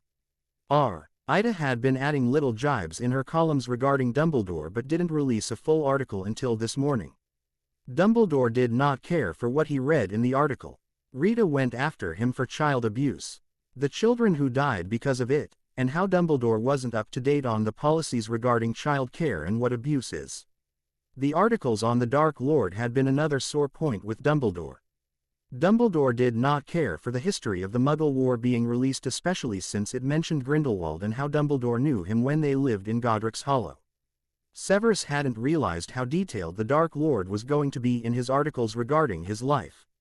The past, the Muggles, history, or his agenda. The Dark Lord was getting a lot of support from a variety of people while Dumbledore was losing everything. People had also been demanding answers from the Ministry, who was now demanding answers from Dumbledore. Lupin's attempts to stop Eric had been useless, and Lupin was trying to figure out what was required of him regarding the countermeasures that Eric had done, including providing Lupin with boxes and boxes of materials regarding the case. Lupin had left several minutes ago after informing Dumbledore that there was nothing Dumbledore nor he could do to get any of the cases reinstated. Lupin also mentioned the lack of evidence, time, and war. Lupin reminded Dumbledore that during the war, each side had its own responsibilities and that the Order was going to be facing charges if Dumbledore pushed for the same charges against the Death Eaters. Dumbledore was also served with the papers regarding the funds for those affected by the war. The accounting books had to be submitted tomorrow and Dumbledore wasn't happy about it. He also had been served with the papers for the refunding of the funds he and the Order had received because of the war. Severus, what do you know? Dumbledore slammed his fist down on his desk. Has Tom summoned you? Dumbledore needed answers and only Severus would be able to provide anything regarding Voldemort. Severus was the only option he had left and he wasn't happy regarding it. You are very awe. Re that I haven't left Hogwarts in several days. Severus arched a brow. He was not impressed by Dumbledore's latest antics and didn't care for the way the man was blaming everyone else but himself. Quote, I believe you told me that I couldn't leave without your permission. Minerva huffed her displeasure. She had fought against it when Dumbledore declared that Severus couldn't leave Hogwarts. Dumbledore. He reminded Severus how much he owed him and he didn't want Severus to forget it. Severus was elated that he hired Eric the day before Dumbledore's decree. I am unclear of why you expected Remus to be able to handle an experienced lawyer like Eric Purrett. He just passed his bar. I won't even mention how many times he had failed. He never wanted to be a lawyer and you knew it. Severus found that interesting. He wondered if Lupin failed the bar exam on purpose. Lupin was smart. He was timid regarding his wolf. Timid because of Dumbledore regarding the status of dark creatures. Hermione warned Remus about submitting those subpoenas and how it was an inexperienced lawyer's trick. She warned about being held accountable for the same crimes. You gave him a bigger spotlight into researching the Order. Minerva threw her hands up. Just because you didn't want to have any crime dismissed. You were so focused on being in the right you ignored the law and what others were telling you. Why Sue? Eldon, you have just accepted the charges that Amelia could or might have been able to use or was trying to use. Instead you got almost everything tossed out. Everything has been tossed out and Albus is facing charges. Severus had to admit he was very impressed by Eric's skill. Most of the Death Eaters are already being released as well as several smaller criminals. Severus loved it. He wasn't thrilled that Black was being released and he was willing to bet when Black learned the truth, Dumbledore was going to have another wizard more than slightly upset with him. Dumbledore grumbled. The only good thing is Severus' name has been cleared. Minerva smiled at Severus as she ignored Dumbledore's grumbling. What do you plan on doing next? Remus certainly didn't have an idea. You can't refile for any charge. You cleared the name of he who shall not be named with your ideas. He can't refile. Severus wasn't aware of that aspect. He had thought that Dumbledore was going to keep trying. Amelia Bones must have officially closed the cases. No, Amelia warned him any charges that apply to he who shall not be named would also apply to him and the Order. Some of the Aurors are facing reviews as well as charges. Mad Eye might lose his pension because of Albus. She is moving forward with charges on Albus. She is charging him regarding child abuse, 3 children's death because of Albus returning them to their abusers, and anything else discovered in the course of the investigation of the Aurors and other departments. The Ministry has invited the ICW here to review everything. The ICW is due to arrive in 3 days. The goblins have already been here this morning and after yelling at Albus for 3 hours about leaving the wards alone, and when Albus didn't listen they threatened to have him charged with misusing magic. Oh, Severus wondered how Eric got the goblins involved. He should have learned not to underestimate the man, but he was still surprised. Anyone who could sway the public from Dumbledore to the Dark Lord shouldn't be underestimated. Severus wondered how the man was able to get his charges dismissed considering he had been outed as a spy and it was on the record. Yes, thanks to Eric's butting into places he shouldn't. We need to do something about him. He is as dangerous as his client. He has to be dark and we need to find out more about him. He is evil. Dumbledore didn't want to admit he had ever done anything wrong. I have done nothing but helped our world. Everything I have done has been for the greater good. I will alert the abused and dead children. Severus was sick of Dumbledore and his greater good line. You have turned a blind eye to anything you didn't like to focus on things that you created.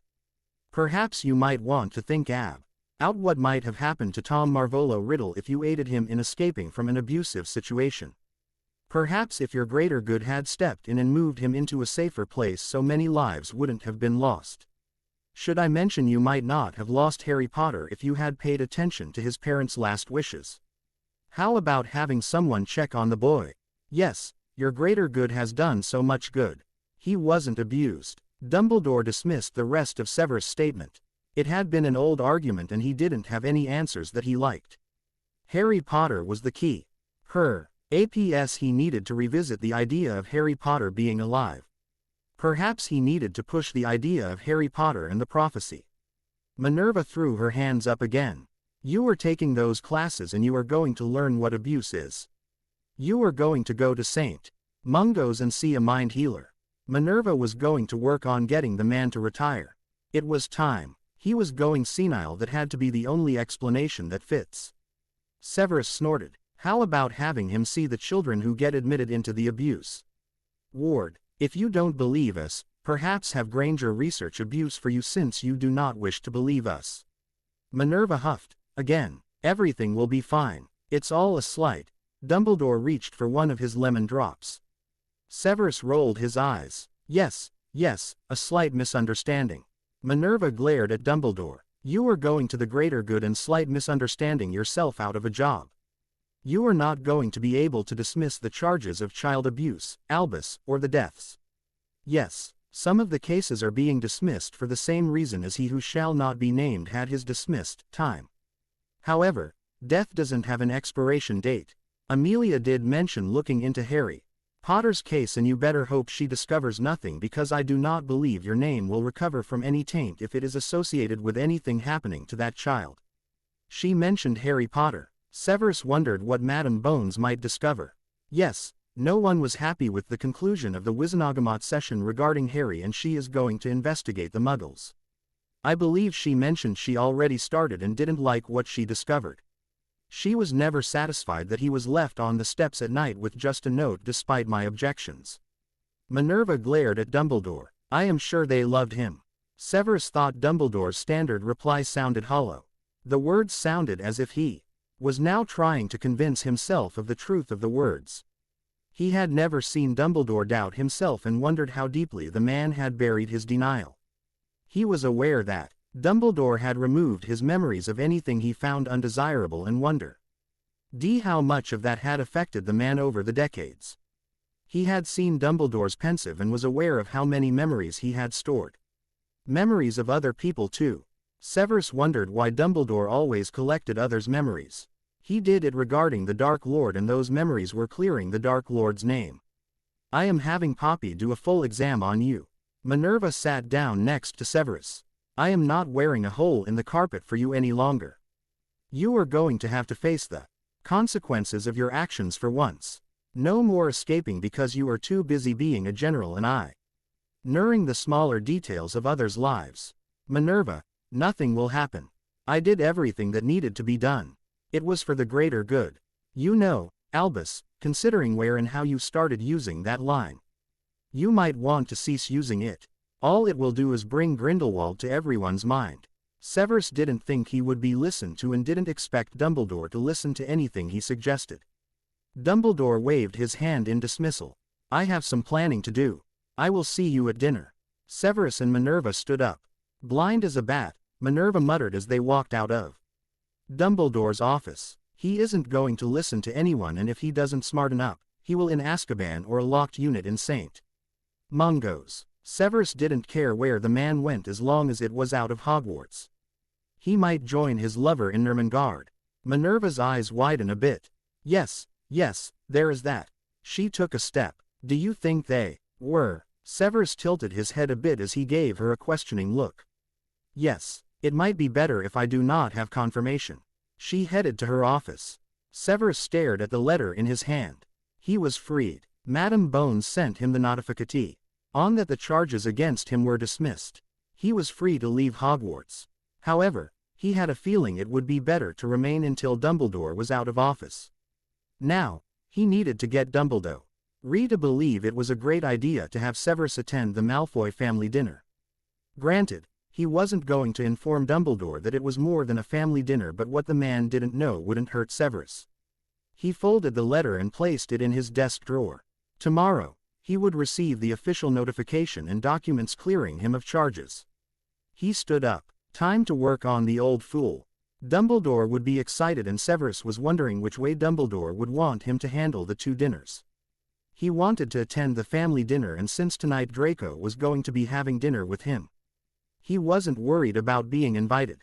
Severus' plan began to form as he walked to the headmaster's office. He wasn't surprised to discover the door open for him. Dumbledore had ceased playing the mystic all-knowing wizard a long time ago with him. "My boy, do close the door." Severus closed the door and walked to one of the two chairs facing Dumbledore's desk. He placed his hands on the back of the chair. "I have invited Draco for dinner tonight. He accepted and will be arriving around 7. I won't be attending dinner in the Great Hall as I am hoping to discover our information from Draco, and he won't supply it if we dine in the Great Hall. Come on, you old fart, expose yourself a bit." "Excellent, my boy, see what you can discover.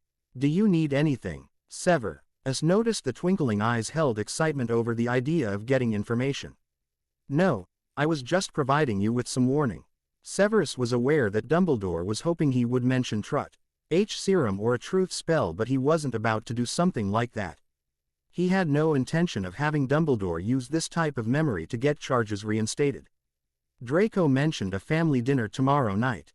It is a semi-regular thing and I am hoping to get invited. I heard that Pruitt sometimes attends. I am hoping to confirm his attendance with Draco." Ah, yes, the magic word. Now, he had Dumbledore hooked. "Excellent, excellent. Of course, you must attend. Do you need to have anyone cover for you?" "No, Aurora is scheduled to be on duty this weekend." Severus was looking forward to getting to know Eric better. He was impressed with what the man had done and would have never believed he was Harry Potter. "Excellent. Please inform me of anything you learn. I need to discover how dark Eric is. If you discover anything we could use for our side, even in the smallest way, it might prove to be vital. See how much information you can gather. I will want to view the memories also, it might provide some insight." Severus could hear the eagerness and desperation in Dumbledore's voice as he plotted and planned regarding this new information. Dumbledore was hoping for some dirt and Severus wasn't going to provide it. "No, I am not having you view my memories. I am not even sure if I will be invited. If I am invited, it has always been about family and not political information or agendas. Draco is my godson and I will not endanger that relationship. So he lied, sue him." "Severus, have you forgotten what you need to do? Have you forgotten the mark on your arm? Have you forgotten what it means? I am trying to prevent your master from being freed and having him take control over our world. As it stands, every charge has been removed. I can't get them reinstated. We must prevent him from gaining power. He will destroy our world, kill muggles, and enslave those who aren't pure bloods." Severus forced a smirk down as the true Dumbledore emerged. Dumbledore wasn't as light as he wanted everyone to believe. Dumbledore was with Grindelwald for a reason. Dumbledore was just better at covering up his brand of insanity better. "No, I haven't. However, it doesn't mean I am going to break the law.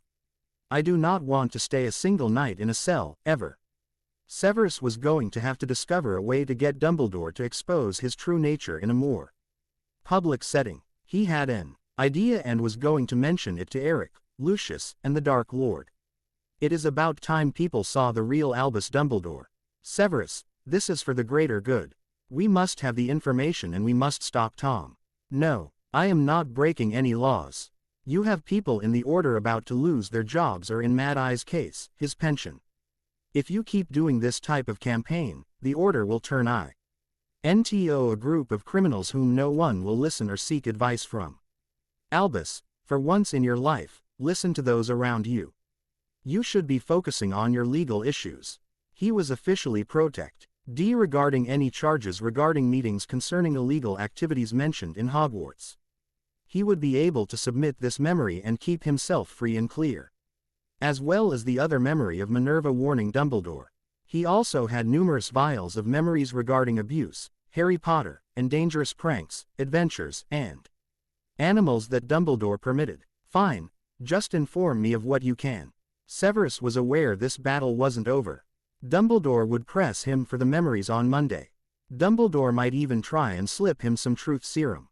Why Dumbledore still attempted to do so, he wasn't sure. As a potion master, he was aware of alternated tea and food. Good night, Albus. Several hours later, Draco was stuffed and sitting on the couch. Uncle Severus, I know you didn't invite me to dinner without a reason. Especially here at Hogwarts. What information are you looking for? Draco, I have no idea why you don't believe I would want to spend some time with my own godson. Severus produced a bottle of fire whiskey. He poured them each a glass, placing the bottle on the table between him and Draco. He was sitting in his favorite chair, the fire was going, and the elves had already removed the remains of dinner. Draco laughed. Uncle Severus, I have been waiting for you to invite me over ever since I heard you met my cousin. Father says it was a bit of a surprise for you. He didn't fill me in on what he meant, and I was going to invite you to dinner tomorrow night to see what he meant. You were invited. Mother asked me to inform you to dress in your green robes. Eric will also be present. Draco smirked at him. I see. Full family. Severus wasn't surprised. This was a game he had played many times with Draco, and it appeared that Draco was finally catching on to the finer aspects of the game. They had played the dinner invite a few times since Draco left Hogwarts, but Draco generally missed the more subtle aspect of why Severus asked him to dinner. Yes, Aunt Andy and Uncle Ted included, as well as Tom Marvolo Riddle. Draco took a sip of his drink. Eric has done a lot for him. I wonder if there might be an alliance between the two of them. Severus was aware of Draco watching him closely. An alliance? Why not? Eric is powerful, smart, and good-looking, comes from a good family, and is single. It would be a great alliance. Draco arched a brow. They do work close to each other. I see. Severus wasn't sure he wanted to hear that information. He had seen the pair together during the last meeting with the Dark Lord, Lucius, Eric, and he, but nothing suggested a romantic interest. He eyed Draco. He caught the slight smirk. Draco was fishing for information. I would have thought his parents had made arrangements. No, they didn't. Why are following my parents' policy of allowing us to select our future spouses. You will meet my future spouse tomorrow night as well as the parents. Severus wasn't sure who Draco was interested in. He had a feeling it wasn't going to be someone he expected by the hints Draco was dropping. If it was a former Slytherin, Draco would have told him flat out instead of the hints. It had to be someone from another school or house. Merlin. He hoped it wasn't a Gryffindor. He banished that very thought. Draco would never be interested in a Gryffindor. Draco, congratulations. Thank you. Your green robe. Your mother purchased them for my Yule gift. Severus had been dodging Narcissa's idea of getting him into different colors over the last few decades, but he did like the green robe. Beta, NKFUL, it's not the latest colors she purchased for father. One of them was pink. Draco laughed. Seriously, though, what do you think of everything that is happening? Severus thought for several seconds. If it keeps us out of a war and stops wizards from being killed, I am good. Draco smiled. I think tomorrow night will be a bit of an eye-opener for you. Oh, Severus wondered what he was missing. He was aware of who Harry Potter was, but Draco seemed sure he would be surprised tomorrow night. Sorry, Uncle Severus, but getting me drunk won't reveal my secrets. I promised myself no more than 2 drinks and an early to bed. I already made a promise to do exactly that. Mother doesn't want me to ruin her planned dinner. Severus wondered what Narcissa was planning now. He hoped she wasn't going to fix him up with another woman. The last one made Bellatrix seem rational once he spoke to her for more than 10 minutes. The woman was a gold-digging hussy. She almost reminded him of a cross between Molly and Ginny Weasley. I do not want to be fixed up on a blind date. Oh, nothing like that. Mother learned that lesson last time she tried to fix you up with that harpy that Violet Goyle suggested. Why she listened to Goyle's mother is beyond me. The whole family is filled with idiots. Severus didn't disagree. Good. I don't need to be blindsided by a date. Severus decided against digging for information. Draco could be surprisingly tight-lipped when he wanted to be. Tonight, Draco decided to be tight-lipped. What has been happening at your job? I got to watch Weasley crash and burn, again. As he attempted to chase a theft down Diagon Alley, Draco provided Severus with several interesting stories of events that the Ministry was hoping would never be discovered regarding their youngest group of Aurors. Severus was never going to admit it, but he was nervous. He hadn't felt like this since the first time he asked Lily to go to Diagon Alley with him when they were 14. Yes, it was a regular yearly thing they did, but he had saved up enough money to take her out to lunch that day. It had been special until Potter and Black ruined it. He shook his head to rid himself of that memory. He checked himself in the mirror one more time. He was wearing the green robes that Narcissa had purchased for him. He would never admit it to anyone, but the robes were amazing, and he found himself comfortable with how he looked. Yes, he was aware he wasn't a great beauty or even remotely handsome, but he wasn't Quasimodo. He picked up the bottle of wine his elf had selected for tonight. He walked out of Hogwarts. He could feel Dumbledore's eyes on him. He resisted the urge to turn and glare at the man in the tower. He apparated and enjoyed the walk up the Malfoy driveway. He loved to see the peacocks strutting about as well as the gardens themselves. He was soon escorted into the family sitting room. He wasn't surprised to see the Tonks family present, but he was very aware he lost his mask when he saw Granger with her arm linked with Draco speaking to the Dark Lord. Granger. Draco. You didn't warn him. Granger shook her head. Hello, Professor, I am glad you could join us tonight. Oh, Draco, you didn't tell him. Andy wiggled her finger at her nephew. Narcissa laughed as she kissed Severus on the cheek. I should have thought to warn you. She works for Eric. She is engaged. I thought to Weasley. Severus was looking around the room. I see, she isn't. She is engaged to Draco and is leading the order on a merry little dance. She is the reason so much of what Dumbledore has planned has backfired. She has given him the correct information but nothing beyond what was required of her to research. It does explain her trips home when she was Barrel. Why visiting her parents when she attended Hogwarts. Eric held out his hand to Draco. Told you. I thought he would have taken longer to figure it out. Draco reached into his robes and pulled out his pouch. He counted out 20 galleons. Well, we are also responsible for her not visiting as much during the summer holidays. It appears Dumbledore had some compulsions on us to go traveling during the summer holidays, with the trips starting before school was finished or returning after school was started. A man with brown hair, tanned skin, and a head below Severus in height held out his hand. Michael Granger, and this is my wife, Jasmine. Mrs. Granger smiled brightly at Severus. Pleasure to meet you. Severus could see where Granger got her looks from. She was almost a spitting image of her mother with just a bit curlier hair, which she got from her father. We do apologize, but we couldn't let anyone become aware of Hermione's true job. Eric smiled at Severus. Now, come, we need to celebrate your escape from Dumbledore as well as many other victories. Severus held up the bottle of wine. Excellent. Severus wasn't sure when his life took a turn for the strange and unusual, but it did. He had never enjoyed himself so much. He was still a bit shocked by Granger and her acting skills. He had spoken to her after dinner and she had explained how she was never interested in Weasley in that way, but Dumbledore expected her to marry him, and after her parents were freed from the compulsions she had wondered what else the man had done. It wasn't until she took the job at the ministry that she learned the truth. Technically, she worked for the ministry but also for Eric, as his research company had been hired by the ministry as their researchers. Severus had been a bit impressed. The girl was a lot smarter than she presented to the order and had stopped believing in authority figures and books having the only answers.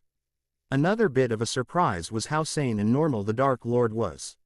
He had a long conversation with the Dark Lord, Granger, and Eric regarding magical theory, runes, and even some laws regarding the use of runes and magical theory. He would have never imagined a conversation with the Dark Lord and Granger. At the end of the night, Eric had asked him out to dinner for the next Saturday night. He ignored the knowing grins of those around him as he answered yes, he would love it. He wasn't sure how they were aware, but he found he didn't mind. Tonks had held out her hand to her mother. He saw money change hands. He was wondering if everyone was betting on his life, including when the Dark Lord handed money to Narcissa. Back to the legal fun. Eric arrived at work on Monday and wasn't surprised to find a letter from Madame Bones. She had requested his presence at a meeting today at 11 if he was available. Eric checked his schedule and wrote Madame Bones in the slot so that Nicky wouldn't schedule anyone. He wondered what Dumbledore had attempted to try now. He had to give Dumbledore credit, the man was turning into a very expensive pain in the butt. Tom Marvolo Riddle had the funds to cover the expenses and Eric was aware that Dumbledore didn't. Perhaps it was time to flood the man with petitions. Nicky, can you have Mickey, Hermione, and Klaus come to my office? Certainly, sir. Eric started to draw up some of the required paperwork. He wasn't surprised at how quickly Hermione, Mickey, and Klaus arrived. I don't have much time to chat. I do apologize for rushing. I have a few appointments today and one is due any minute. Hermione, start to release those articles about Dumbledore's childhood and his association with Grindelwald, including the letters. It's not enough for just hints and innuendo. Mickey, I need you to see about getting the variety of case histories regarding the latest bogus charges that Dumbledore has attempted to file, including getting my license revoked for malpractice. Klaus, I want you to check with the ICW regarding the mess Dumbledore had created with the different laws, find out if there are any conflicts within the laws, what has violated their policies, and what violated international laws. I have some information on that aspect already. Many of the laws Britain has been violating are the laws regarding werewolves and other dark creatures. It appears an undersecretary by the name of Dolores Umbridge has been responsible for slipping in a few one-line laws into different bills with Dumbledore's signature on the approvals for those changes. Oh, Umbridge. Hermione had a gleam in her eyes. During my 5th year, she used a black quill on students. We tried to inform the headmaster as well as Professor McGonagall, but we were ignored. Get those memories, Hermione. Klaus, I want everything on my desk as soon as possible. Use whoever you need. Eric was going to enjoy destroying Dumbledore and this Umbridge woman. Black quills on students. I have the quill information already if you need it. Yes, as soon as possible. I have a meeting at the Ministry at 11 with Madam Bones and I want to work on getting more charges filed against Dumbledore and his order. I want to bury the man so deep he will come out in China. On it, the three left his office. Eric prepared for his first client meeting of the day. 10:45 a.m. Eric entered the Ministry. He registered his arrival and headed to Madam Bones' office. He wasn't surprised to see the woman was waiting for him. Amelia, I was a bit surprised by your letter. Madam Bones sighed. She pointed to one of her chairs in her office. I am sorry, Eric, for the last notice, but Albus has been driving me crazy with his requests, and to be frank, they are annoying the hell out of me. He keeps asking me to refile the charges. His latest pile. She pointed to a stack of scrolls on her desk. I have the ICW breathing down my throat because of illegal laws being passed and he is flooding me with charges that have already been dismissed. He is calling a special session today, in 10 minutes. You weren't going to get a notice as well as many others, I believe. I can't prove it, but based on the lack of those heading to the Wizengamot and lingering around this morning, I have a feeling the notices didn't go out on Friday since it is required to have 24-hour notice. The notices would have gone out yesterday if it was a regular workday, but because it was Sunday, he will use they must have been misplaced. Eric wondered if Dumbledore specialized in stupid moves. You were informing me because if the session followed what he wanted, I would have sued the Ministry and he would have escaped charges, but the Ministry wouldn't have. Exactly. Madam Bones wasn't sure why Dumbledore kept believing he was above the law, but Karma was working on it now. Amelia, you are aware that I am going to go after him fully. He is a dangerous person. He has kept so much hidden, causing the deaths of children. I am aware. As much as I hate to admit it, I am aware. I would have never believed it if I didn't see the evidence on my own. The ICW has been very busy and well, they aren't very happy. It had nothing to do with Tom Riddle either. So he can't blame him or you. Interesting. Eric wondered if it was more than the laws regarding dark creatures. He pulled out the paperwork that Hermione had given him. You also need to check out Dolores Umbridge and her time at Hogwarts. He passed the paperwork over. Madam Bones sagged. I am aware of the situation. It is one of the areas the ICW has been investigating discreetly. Hogwarts and its detention records. There had been 2 unreported werewolf attempts against students by the same werewolf. Dumbledore covered it up and one of them involved your client, Severus Snape. They will be requesting to speak to him tomorrow, I believe. I will be present. Good. I don't want Dumbledore sweeping everything under the rug for his greater good, misunderstanding. Or bullying Severus as he has done in the past. Madam Bones rose. Shall we? We shall. Eric stood up. Amelia, the charges on the Order members. As expected, Mad Eye lost his pension as well as a few others. Potter and Black's reports are being examined by the ICW too. They walked quietly to the Wizengamot and Eric enjoyed seeing the look of shock on Dumbledore's face when he entered. I am sorry, my dear boy. But this is a special session. An illegal special session, as I do not see the required number of members, nor do I see anyone representing the other factions. Eric scanned each face. Everyone present here is aligned with your order or your faction in more than one way. I do not see Lady Longbottom or several other members of your faction who stand against you at times. Madam Bones couched to cover up her smile. It's a trivial matter. Dumbledore brushed aside the concern. No, it's not, as anything discussed or passed in this session would be illegal, and if any repercussion were to occur, the Ministry would be held responsible, but not you or those present. Shall I summon a representative from the ICW to explain this to you, or should I file a suit against you? No. W for illegally attempting to file charges against my clients. I believe I would love to represent the Ministry should you and your friends pass anything. I wonder who can afford a lawsuit. Dumbledore. Ree's face was full of fury, but it passed quickly. His fists clenching the hem of his robes showed the man was still angry, as many of his friends quietly stood up and left the Wizengamot. Eric bowed to Madam Bones. Amelia, I do thank you for listening to me this morning regarding another issue. I wish I had been aware of the session before I arrived at the Ministry. You're welcome. Madam Bones had to admit it. Eric was good. He just cleared her without a single lie from his lips. Chapter 11. Severus was a bit surprised to see Draco at Hogwarts the next morning. Dumbledore was gone and he hadn't seen him since he returned last night. By the time he had arrived back at Hogwarts, the old fool had turned in for the night. He was expecting a summons this morning, but Minerva informed him Dumbledore had left for the Ministry already. Severus had his breakfast and had gone out to gather some potion ingredients. He was returning to Hogwarts when he saw Draco apparate just outside of the wards. Draco waited for him. Uncle, Severus. Severus ignored the grin his godson was sending him. You could have warned me. Draco smirked. I had to have some fun. Besides, I have never seen you lose your mask, and you did last night. Quote, could you blame me? Merlin, Draco, not who I expected you to be engaged to. Severus was never going to live down the fact that a Dumbledore-loving Gryffindor wasn't the real Hermione Granger. The girl had grown up. She wasn't so eager to impress everyone with her brains except at order meetings where it was expected. He had enjoyed talking to the young man and her parents last night before Narcissa and Jasmine dragged her off to handle wedding details. He had seen Andy looking just as eager. You could have also warned me about Eric. I had you believing they were an item, admit it. They were walking toward Hogwarts and they could see Hagrid was watching them. Severus had never seen his godson so free and happy. He had worried for decades about the return of the Dark Lord as well as the death and destruction it would cause. He would have never expected the Dark Lord to use the legal route and ruin Dumbledore in the process. He had enjoyed his conversations last night and was happy he remained with the Dark faction.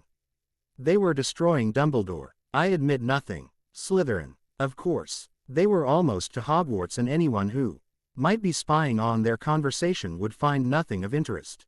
It might make them wonder who they were speaking about, but nothing to betray what happened last night. Why are you visiting me this fine afternoon? Wedding plans. I had to escape. It appears the women are in agreement and for some reason desire my reaction to their plans. Father was smart enough to disappear for a morning ride. I shall join him next time to avoid any future wedding arrangement meetings. You should become involved. I am sure you will hear about why later. Severus wasn't big on wedding planning himself, but he always felt if he was to get married, well bonded, he would want to be involved. It is only once in your life. Thank Merlin. Draco did a shudder. They were having a debate about the shades of flowers. They looked white to me, but I was informed they were off-white, ivory, and pearl, and those were just one type of flower. Ah, I see. You came to borrow the Victorian guide on flower meaning. Yes, I figure if I can get rid of some of the uglier ones, they might leave me out of future plans. They were discussing robes and colors when I left. Aunt Andy brought a stack of Muggle magazines with her. Once they were inside Severus' quarters, Severus erected his privacy charms. Now, why are you here? Dumbledore is going to be in a foul mood. His plans this morning backfired. He tried to have a special session. Eric was able to stop it. However, he will try again. The ICW has arrived and has been investigating him. He isn't aware of the ICW. Eric and the Dark Lord suggested you play it by ear in regard to that bit of information. Eric suggested if Dumbledore is wondering how he knew to arrive this morning, use other sources in the ministry. He shouldn't believe you had the information but because of last night. He might be paranoid and wondering if I am switching sides. Severus should have known Dumbledore was going to attempt to use a special session. It was the man's go-to move. What was he hoping to accomplish? If he had done anything, Eric would have been able to file a lawsuit against him and represent the ministry and those lords and ladies in the darker faction. I am not sure. Eric didn't give me a lot of information since he wanted you warned before Dumbledore returned from the ministry. Eric mentioned that Dumbledore was in the minister's office for a bit before he saw Dumbledore heading to Madame Bones' office as he was leaving. Draco hadn't sat down but was browsing Severus' bookcase. He might be starting to doubt Fudge and Madame Bones. He'd be reviewing his contacts to see who might have leaked the information. He would believe it was Fudge because of how weak-willed the man while Madame Bones has a very strong reputation for being fair and honest. He could believe she might have warned Eric in a bit of fair play but if no one else arrived, I am leaning toward just Fudge. Dumbledore believed everyone loved him except for those who leaned toward the dark. Dumbledore believed everyone saw him as the next Merlin. Your father's lack of presence might push him away from Fudge since he would believe Lucius bribes Fudge. Draco looked at his godfather before pulling a book down. On a Sunday, not many people would be at the ministry either. None of the Aurors warned him. Do you think that might cause problems? It would depend on who was on duty. However, given that Mad Eye lost his pension, many might not be willing to aid him now. Minerva and Mad Eye were still researching the oath that Dumbledore had them take. He had informed Lucius and the Dark Lord of the information and they were also researching it. He was hoping to recruit some Order members with the information. Mad Eye has been very vocal about his displeasure with Dumbledore. Draco stared at Severus. What are you wearing tonight for your date? Draco, don't you start. I swear you are becoming your parents more and more each day. Severus wasn't about to wear colors. Oh, you don't have to worry about colors. Eric is colorblind but you should dress up a bit. Severus looked at his godson. He hadn't done anything beyond sitting down in his right seat since he entered the room while Draco was browsing his bookcase. What do you know? Me, nothing. Draco arched a brow before turning serious. Eric is my cousin. I would love for you to be part of the family but if you do anything to hurt him. Oh, spare me, Draco. I have heard the warning to others. Severus thought Draco would never be able to pull off his father's threats or even be as stern-looking as Lucius. I was the one who taught you how to get blood out of your robes. Draco rolled his eyes. Had to try. I should warn you, Auntie Bellatrix considers him her favorite nephew. Draco held up the book on Victorian flower language. I will promise to keep it safe and return it as soon as possible but I better leave before I spill the beans. Severus was going to have to Avenue OID Bellatrix and the rest of the Lestrange for as long as possible. He knew it wasn't going to be forever but he could aim for it until Draco's wedding. Meanwhile, Eric entered the Lestrange manor. He switched his clothes to his dueling robes. He wanted to kill Dumbledore. The man and his stupid games. Granted, he could have permitted the session to happen and make a lot of money with the lawsuits but Dumbledore was getting dangerous.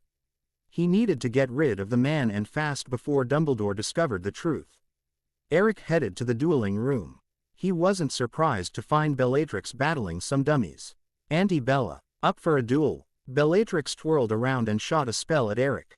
Eric dodged. They started to duel. Bellatrix was the one to teach him so they had some great matches. They dueled for a few hours. Severus, Auntie, leave it be. Eric was used to his family interfering in the private lives of family members, and he wasn't excluded from it. It's just a date. You, your husband, Uncle Bast, and Tom can't curse him or torment him, even if it is to be a friendly reminder of how dangerous you are. Bellatrix looked innocent. Auntie, I mean it. He has been helpful in getting rid of Dumbledore. Eric was aware of how much Bellatrix doubted anyone regarding the cause of Voldemort's, and Severus had a huge target because of his years working at Hogwarts. I am aware. See, Issy warned me last night and banned me from using my wand. Bellatrix twirled her wand in her hand. Eric didn't doubt Narcissa did exactly that. Narcissa had been pushing for Bellatrix to see a mind healer, and it appeared to be working. Bellatrix had always had a touch of the black madness, as did several other family members. Bellatrix. They heard a female voice yell from the flow in the sitting room. They headed to the sitting room and saw Hermione was in the flow. Oh, good, you are there, Eric. Hermione, you have to cancel tonight with Severus. Dumbledore thinks Severus is the traitor and plans on setting a trap for him. He plans on having Severus drink some tea with truth serum in it. He is going to claim it is an order meeting, but only Molly, me, Ron, Remus, and Ginny will be present. He does realize Severus is a potion master. Bellatrix was a bit confused. Severus would be able to taste and smell it. I agreed and warned them, but you know how Dumbledore is. I am thin. King, it might involve more of helping them assisting him in drinking it, since it will only be a select few people. He also mentioned getting Severus to provide him with the memory of last night. When Molly asked about Severus just giving the memory to him, Dumbledore went on a rant about how Severus is hiding things from him. Dumbledore summoned me from my parents for the meeting.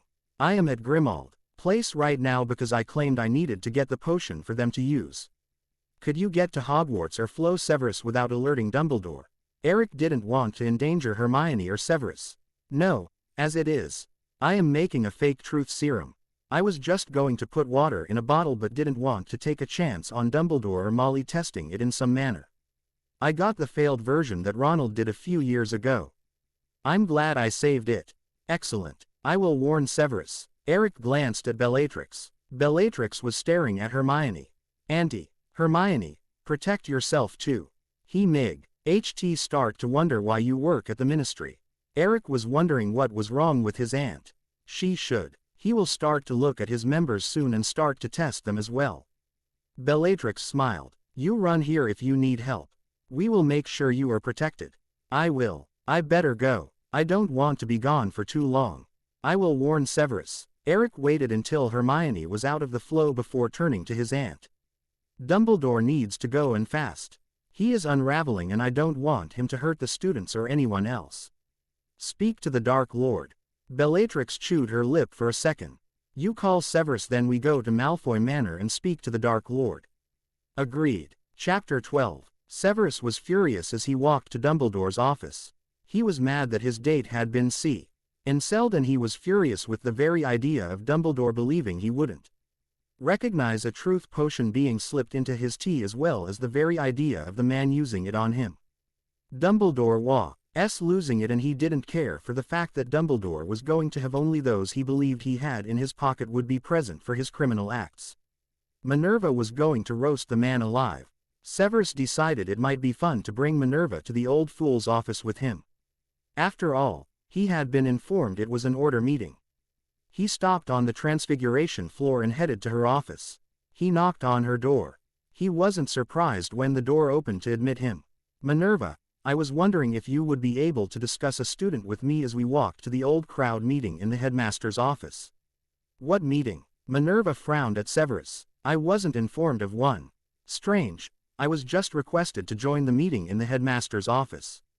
Severus could see the fury go through Minerva's eyes. I do believe I will be joining you on your walk. Minerva stood up. Now, which student do you wish to discuss? Mr. Roberts. He seems to be struggling with the basics of cutting. As he is a Muggle-born, I wasn't sure if he had read the prerequisite books on the supplemental book list.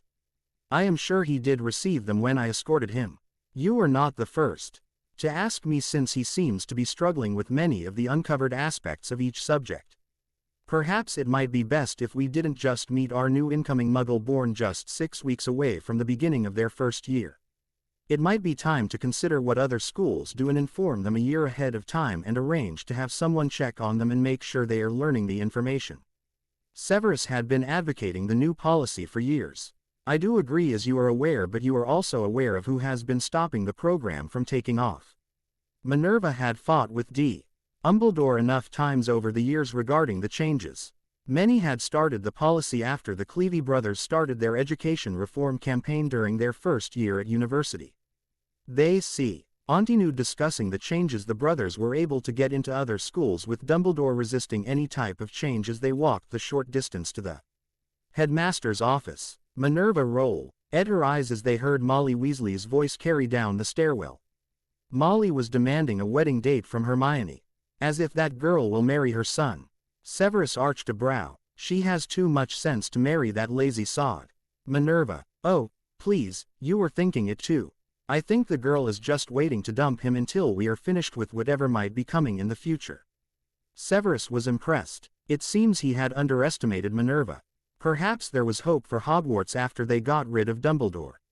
Let's get this over with. Indeed, I might need a headache potion after this. I will make sure you get one. Severus followed Minerva up the stairs. He wanted to see the faces of those in the room when they saw Minerva. The meeting wasn't going to go the way Dumbledore wanted. Severus enjoyed watching the surprise on the idiots' faces as they saw Minerva and him. Hermione looked gleeful before recovering, and her face displayed the correct display of shock. Minerva: I wasn't expecting you. Dumbledore finally recovered. I fail to see why not. Is this not an order meeting, or rather it seems as if it is only for selected members of the order who were only invited? Minerva moved into the room. I was under the impression it was an order meeting, as I was informed it was so. Severus moved to stand by Fawkes. Fawkes rubbed against his arm, so he absently petted the bird. I was just interested in learning about the events of last night. How did it go at the Malfoy dinner? Dumbledore gave the pair a slight smile, his eyes twinkling as he popped a lemon drop into his mouth. There was nothing political discussed. It was just a small family gathering, with Lucius and Narcissa discussing the possibility of Lucius' semi-retirement and moving to their home in France. Narcissa was eager to discuss the remodeling details with the different ladies present, while Draco was discussing his future role with Lucius' retirement. I was invited in my role as Draco's godfather and my assistants in his future. Severus loved that he hadn't lied. They had discussed this as well as several other things concerning the future after the delightful dinner conversation he had with a few people. It was after everyone was unwinding that they broke into different groups to discuss more pleasurable pursuits. I see. Dumbledore looked at Hermione. She had the truth say. But he couldn't do it with Minerva in the room. So you learned nothing about what this Eric Purrett is going to do. You learned nothing about the plans to ruin Albus. Molly almost screeched. It was never discussed. If anything was discussed politically, it was only in regards to the position Draco would be fulfilling, which is a newer member of the Wizengamot. Despite how old the seats are, he will not have the same following that Lucius has. Severus was looking forward to the day Dumbledore was forced out of office if the man was willing to use truth serum on him. He could see Hermione's knuckles were white as she listened to Dumbledore. I believe I want to see the memories. You might have missed something. Dumbledore didn't like what he was hearing. He needed to learn what happened last night. Severus might have missed something subtle and he needed to know. He was losing too much ground and everything he had worked hard to accomplish since the defeat of his former lover. He couldn't have his name ruined because he missed something vital or something very small that he needed to know. Tom was gaining too much ground. I already informed you yesterday before I left I would not be submitting my memories. I informed you yesterday it was a family dinner, and it was. If there was anything vital I would have informed you thusly. Severus sighed. Draco is my godson, and as such, I was invited to their family dinner as I have been invited to any family dinner regarding important events in my godson's life. You know he has, Albus. Severus is the one who has put himself in harm's way time after time. He has never failed to provide you with the information you requested or needed. Minerva recognized what this meeting was about and she wasn't impressed.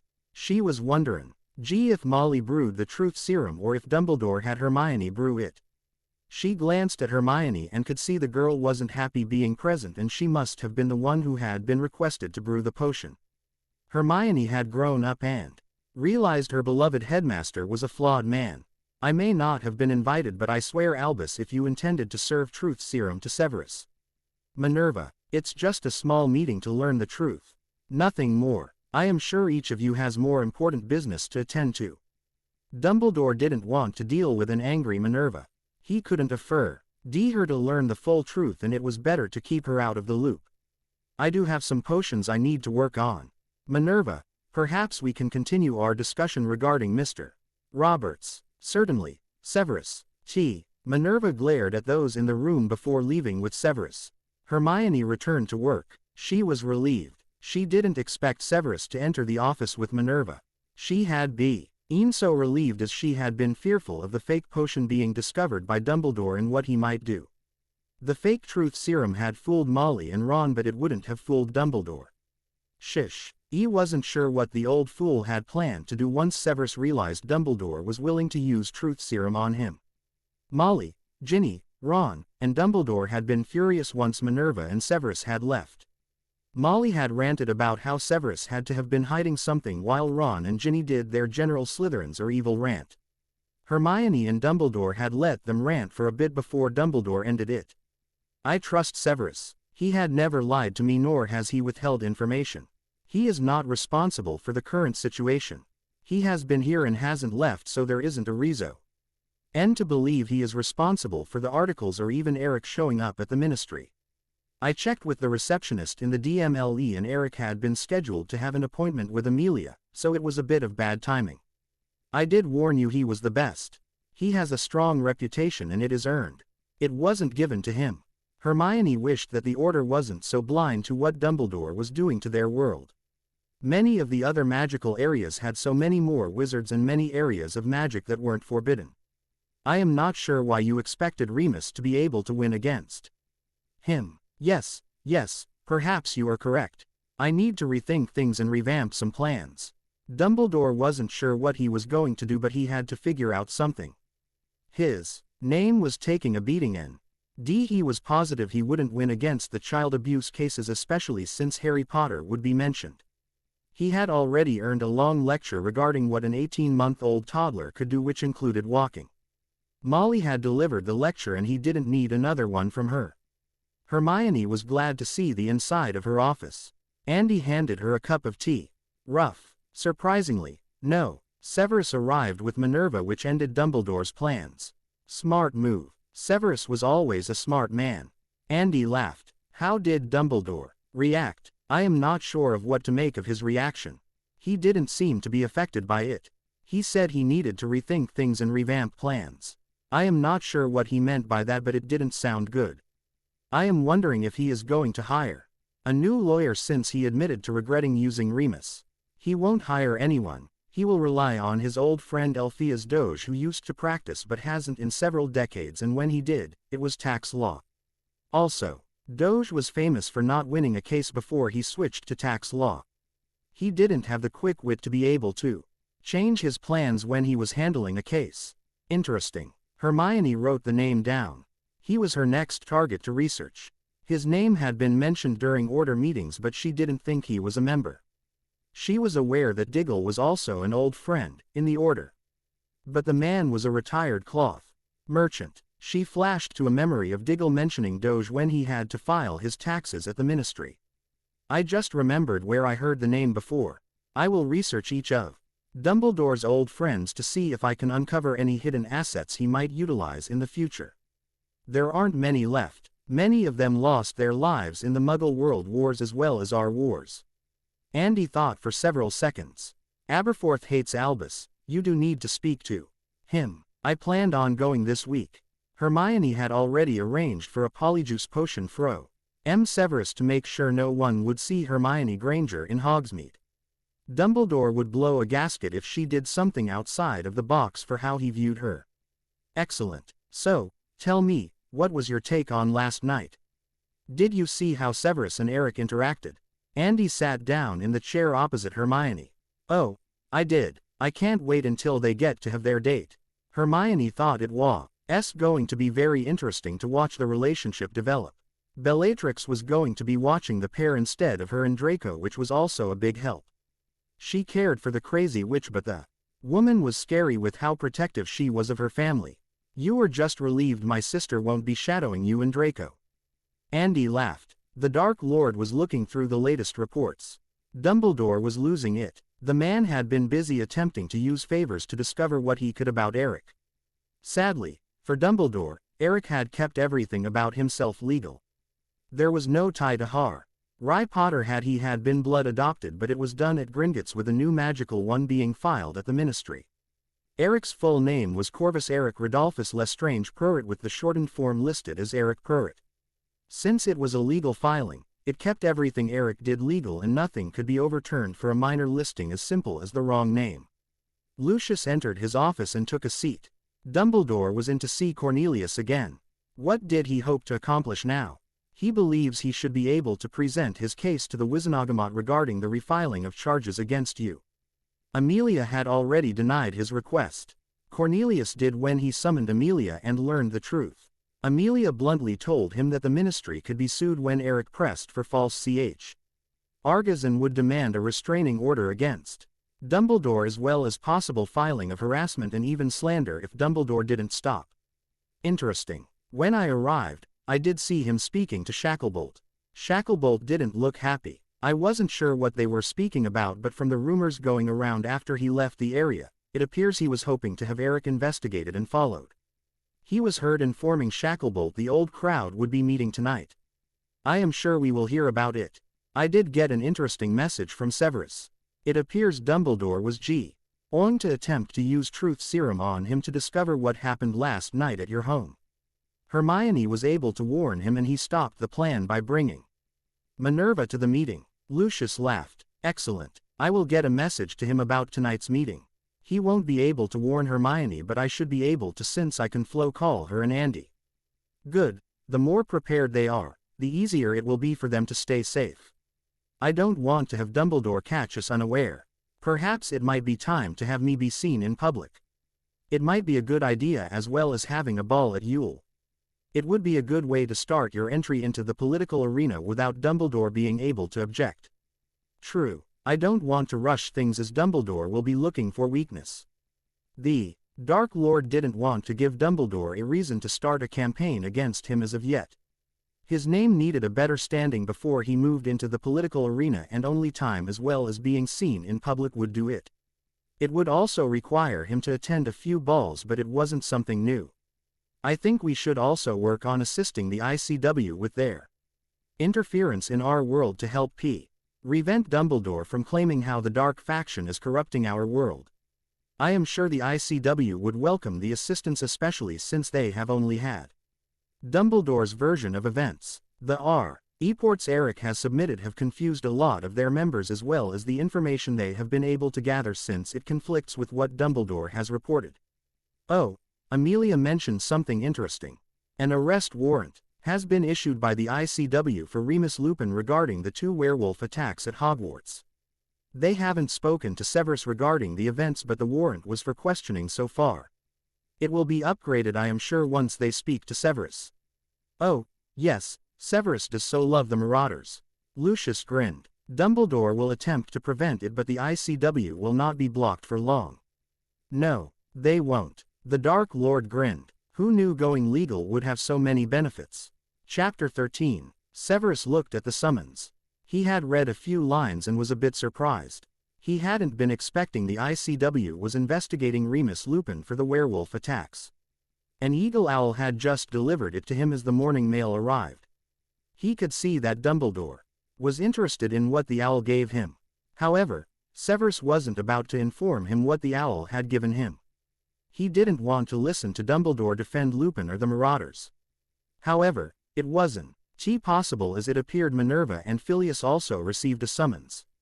Dumbledore inquired about what Minerva received, but the old tabby replied that it wasn't his concern. Phileas didn't respond but continued eating his breakfast. Dumbledore looked furious that 3 of his staff members weren't providing him with information. Severus would be heading to the ministry in the afternoon since he didn't have any classes. He was sure Minerva would go as soon as breakfast was finished, as she was free in the morning. Phileas had his free slot in the mid-afternoon. It was sure to be an interesting day. Ministry. Eric was sitting with the ICW legal team. Eric was in Madame Bones' office and they were using a conference call system via the Flow network. The legal team was trying to make sense of the mess that Dumbledore had created by passing so many illegal laws as well as ignoring ICWA's legal requirements, laws, and banning books, classes, and branches of magic. I feel we need to just remove EV.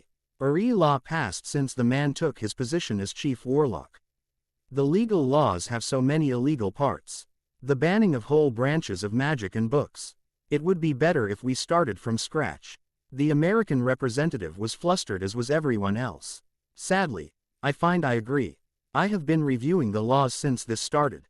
The lack of evidence to support the stats he used in CR. Eating the laws appears to be figments of his imagination. There is a rise of attacks by magical creatures as more restrictions are passed and he has it listed as the other way around. Madame Bones Fay, Lieutenant, as if her hair was turning gray by the minute with everything she was learning. She was sure her blood pressure would never be normal again. I might suggest that we remove as many laws as we safely can. The educational system should be handled by the Education Department of the ICW, so we can leave that aspect alone. We go through each of the acceptable laws and remove the illegal aspects. I am aware that it will take some time, but if each country were to recommend 3 of their best in the legal field, we might be able to finish it within several months. Henry Delacour suggested. This is too much for 1 or 2 lawyers to handle. If we were to suggest this, I am afraid of who might be suggested by Dumbledore. He will want his friends on it, and with the support he still has, this might turn into a useless endeavor until he is removed. Eric glanced at Madame Bones. He has already replaced Lupin with a new barrister, an old friend of his who is a tax lawyer. Madame Bones sighed. I am aware. Doge has already tried to refile charges and arrange for the Wizengamot to hear the list of charges.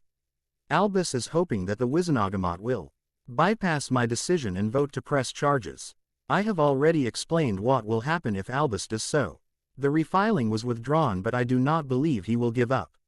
He will not. He wrote me several letters asking for me to represent him or recommend someone. I recommended Eric. I haven't heard a reply. Henry smiled at Eric. If everyone agrees, I suggest we submit the names to Henry regarding the task force. I have a meeting in a few minutes. The American representative named Thomas Billis was an older wizard who had no use for Dumbledore. I believe most of us have engagements starting. I agree. Madame Bones closed the flow connection after everyone agreed. Well, that takes some of the pressure off of us. Professor Snape should be here soon. Minerva didn't have many details about the events in question, but she was able to verify that the detention records were accurate and was kept in the dark about several events that Hogwarts detention records showed. I am hoping Dumbledore didn't put him under a vow or oath. Eric had heard of the event from Lucius and several family members who had been at Hogwarts at the time of the first incident. Hermione had already submitted her memories of the event in her 3rd year. He might have, but we have a memory as well as the reports. Narcissa and Andy didn't have much to say regarding their cousin beyond that he was a bully and tormented Snape. I am aware. Sadly, one of us were aware of the incidents until the detention reports. Severus arrived at the ministry and wasn't surprised to be escorted to one of the interview rooms. He was a bit surprised at the respect he was getting. The Auror even offered him tea. The interview room had 2 chairs, one on each side of a long metal table. There were no decorations in the bland off-white room. There wasn't even a window. Good afternoon, Professor Snape. Thank you for coming. Madame Bones had followed the Auror in when he returned with a cup of tea. I appreciate you coming and I am hoping to get some answers if you can provide them. I can try. Severus was hoping to see Eric. Madame Bones placed a large file on the table. I am not sure if you are aware, but we collected the detention reports from Hogwarts. Several of them list your name as a victim of the group known as the Marauders. The Marauders were James Potter, Sirius Black, Remus Lupin, and Peter Pettigrew. You were not the only VCTIM listed, but we are interested in 2 incidents. One when you were a student and one in your position as a professor. You mean the attempted murder by Lupin during my 5th year and in 1993, when he was a professor. He forgot to take his potion and would have attacked us if I had not been able to get 3 students away from him before Black transformed into his dog form and led him away. Yes, we have attempted to speak to the 3 students as well. One was willing to give us her memory of the event. Severus wasn't surprised that Ginny and Ronald Weasley wouldn't have given their memories of that night. I will gladly provide you with the memories of those times as well as why I couldn't press charges at the time. I can also provide several memories of the interesting years that happened when Harry Potter should have attended Hogwarts. One of those incidents would have cleared Hagrid and permitted him to be able to use a wand.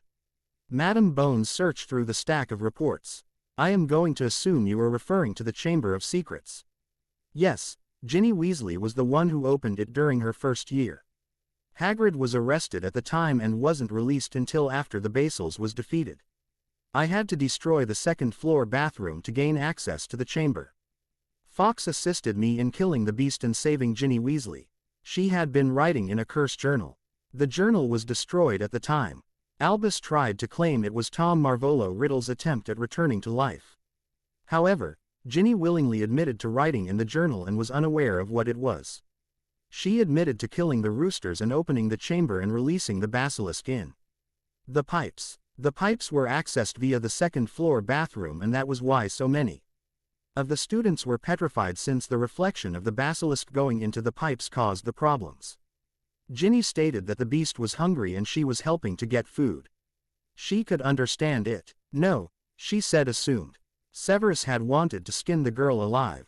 He had a feeling Dumbledore was behind the mess but couldn't prove it. Albus is the one who tried to claim it was Tom Ridd. DLE and convinced everyone involved to keep it quiet. I did read it in the report Hogwarts generated. Hogwarts never mentioned him in the school except during his time as a student. Let's start with 1991 with the theft of the Philosopher's Stone. The Flamels didn't file a theft report because the one stolen was one of their first attempts and was a failure. Gringotts has filed a theft report with Hagrid being listed as the person last entering the vault.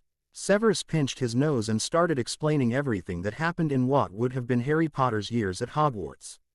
He explained about the Marauders, how he joined the Death Eaters, and how he turned spy for Dumbledore. Yes, he was cleared of the charges, but he had to provide the backstory to explain some parts of the future plots of Dumbledore's. Madam Bones finished writing everything down. Professor, I am aware you are cleared of charges, but I was wondering if you might be willing to assist us in keeping Hogwarts, her students, and the staff safe.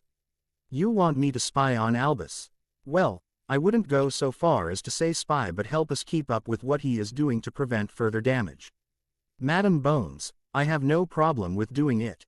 I have been after him for decades about students' safety, abuse, and his habit of forgiving those in Gryffindor for their bullying. He refuses to see reason. I am just thankful Minerva has finally seen what he has done. Great. If you need to inform him that you are going to spy on Tom Riddle, please do not worry about it. So far, Mr. Riddle has been keeping everything legal, and I am sure Eric will make sure he does. If you need any help to back up any claims or even some help in convincing Albus to believe something, let me know. I will do my best to work with you in that regard. I will submit the paperwork to the head of the Dom. I do not want anyone but as an unspeakable emerald to be aware of your position due to the number of people who feel they owe Albus favors. Madam Bones pulled out the contract. Please read it and sign if you agree. Severus read through the short contract. Unlike Dumbledore's contract, there were no hidden clauses, no small print, and no loopholes. It stated that Severus would not be punished for any crime because of Dumbledore's actions in the upcoming legal actions against Dumbledore if Severus committed a crime to protect the students, Hogwarts, the Ministry, or a witch wizard against Dumbledore's actions. It cleared him of any charges that Dumbledore might want to present if Severus had to act to protect students or Hogwarts. It would provide Severus protection against Dumbledore attempting to use his dark mark to have him fired from Hogwarts or sent to Azkaban. It also provided Severus with an opportunity to have his memories reviewed and truth serum used if Dumbledore presented memories of him in his role as a spy from the First War and in his future role as a spy for the Ministry. He reviewed the clauses and found them acceptable as they presented him with protection if he had to lie to Dumbledore about events. There was no mention of the Dark Lord, the Death Eaters, or even anyone beyond Dumbledore and protecting the students in Hogwarts. Severus signed his name. Malfoy Manor. The Dark Lord was reading the latest reports from Lucius when he saw one from Severus. He opened it up and it contained a memory vial. Severus wrote that the memory was about what happened at the ministry. The Dark Lord poured the memory into his pensieve and watched. Once the memory was finished he started laughing. He couldn't help it. Severus was going to spy on Dumbledore and got Dumbledore into more trouble with the confirmation of the events at Hogwarts since Severus was a student. My lord, it's Marvolo. The Dark Lord wiped a tear from his eye. Watch the memory in the pensieve. He summoned some tea while he waited for Lucius to review the memory. Lucius laughed as he exited the pensieve. Eric is going to love his next meeting with Madame Bones. Dumbledore has been attempting to delay a hearing on the charges, but I don't think that will be possible any longer. Who would have thought doing it Lega? LLY would have removed the old goat without us having to destroy his reputation. The truth is mightier than the sword. Hermione was a bit surprised. Aberforth Dumbledore provided a lot of damning information regarding his brother. Aberforth hated, no loathed, his brother. Aberforth blamed his brother for the death of his sister and provided memories backing the claim regarding the affair with Gellert Grindelwald. He also explained why his father was sent to Azkaban. Hermione added the memories of those events to her collection of evidence against Dumbledore. You got more evidence. Andy chewed in the doorway as Hermione added the vials to her drawer. Technically no. It supports our evidence and some rationale behind the plots and ploys. Dumbledore has been plotting for decades. Hermione looked at the stacks of work on her side table. It was regarding Dumbledore. If Eric inquires, everything regarding Dumbledore is on that table except the memories. You and I are the only ones authorized to enter the drawer holding them. Quote, do you think Dumbledore will make a daring move soon? Yes, I have a feeling he will, and when he does, Eric will be there to stop him. I am not sure if Dumbledore will be arrested, but I am hoping. Quote, Andy moved into Hermione's office. She sat in the only empty space in the room, a spot on the comfy couch that Hermione used to read her books. There might not be much he can be charged with. Most of the stuff exceeds the time limitation. The rest, well, I think the ICW will be handling it, but charges. Yes, I agree. I am not sure if he will be charged. I have a gut feeling that the Ministry, ICW, and Madame Bones will attempt to fix what we can, but most of it will be dismissed as a way to get things settled. Dumbledore will be removed from his positee ons and named ruined, but I can't see anything beyond that aspect. I expect he will always have his devout followers like the Weasleys who will support him and attempt to cause problems. True. A voice spoke from the doorway. Each woman jumped a bit. I do apologize for startling you. However, Dumbledore has already made his movement. He has decided to court of public opinion and will be giving an interview over the Wizarding Wireless.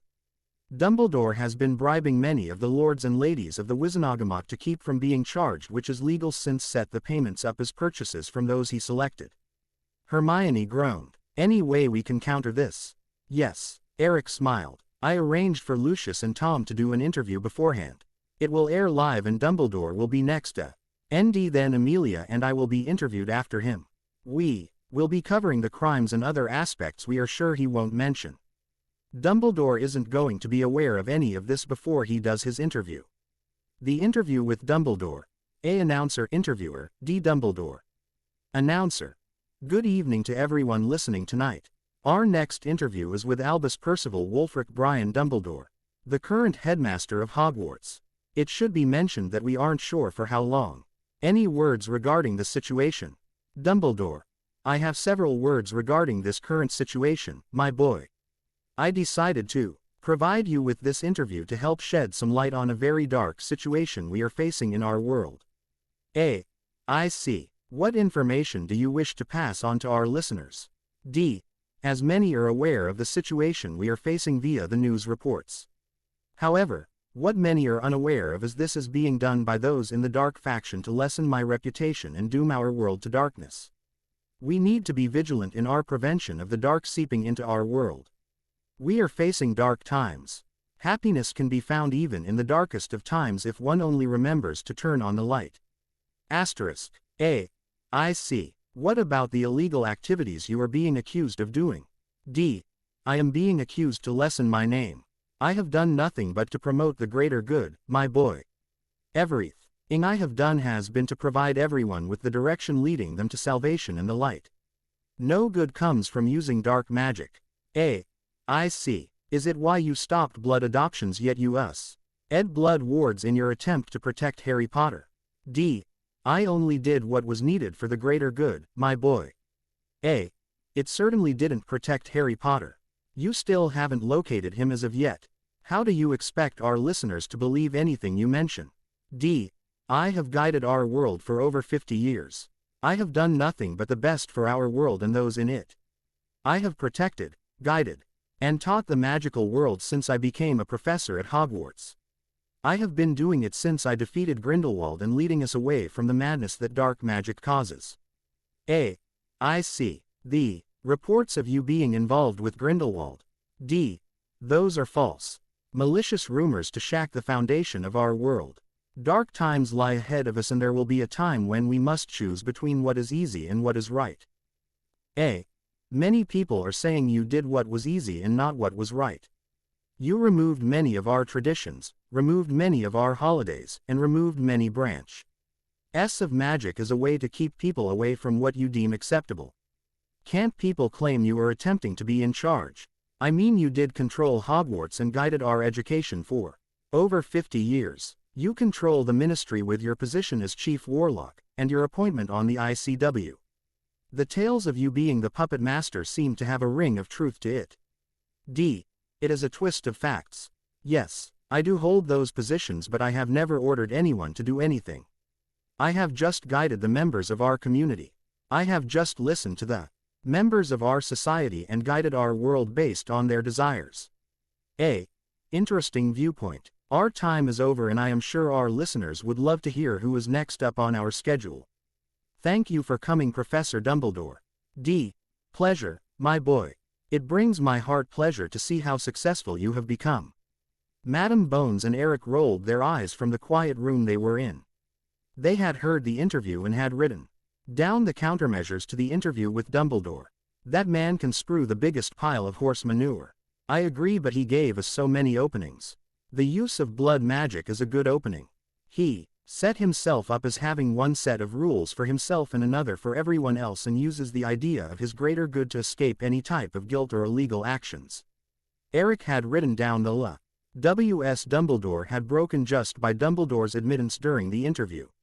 He showed the list to Madam Bones. He had highlighted one law. He pointed it to Madam Bones. He broke one of the oldest laws he later abolished when he became a member of the ICW. He didn't have the power to claim those 3 positions and it was illegal, thus making all his laws illegal. We have him. Madam Bones grinned. He can't deny this. No, he can't. They stood as one of the assistants opened the door and gestured for them to follow him. Eric and Madam Bones entered the recording room where the interviewer was.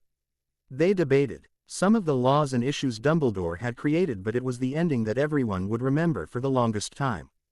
It was when Madam Bones mentioned that Dumbledore had broken an old law that he later abolished. It was a law that Merlin had created. After the airing of the interview, Lucius was grinning. Eric had done it. He had destroyed Dumbledore, but using Dumbledore's words against him. I am so proud of him. Lucius turned at those words. Narcissa had a single tear in her eye. Draco and Hermione were smiling and quietly speaking in their corner of the room.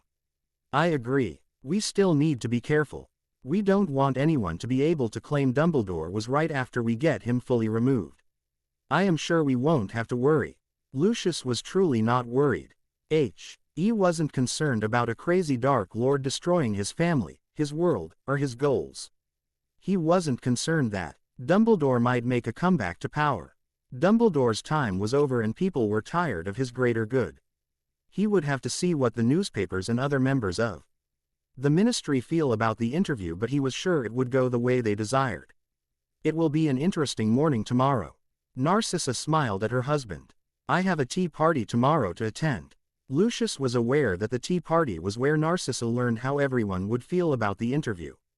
She would be able to lead some of the concerned wives away from their worries and concerns. Narcissa would provide some guidance as to what was not being said. I have an appointment tomorrow as well. Hermione spoke from her spot on the couch.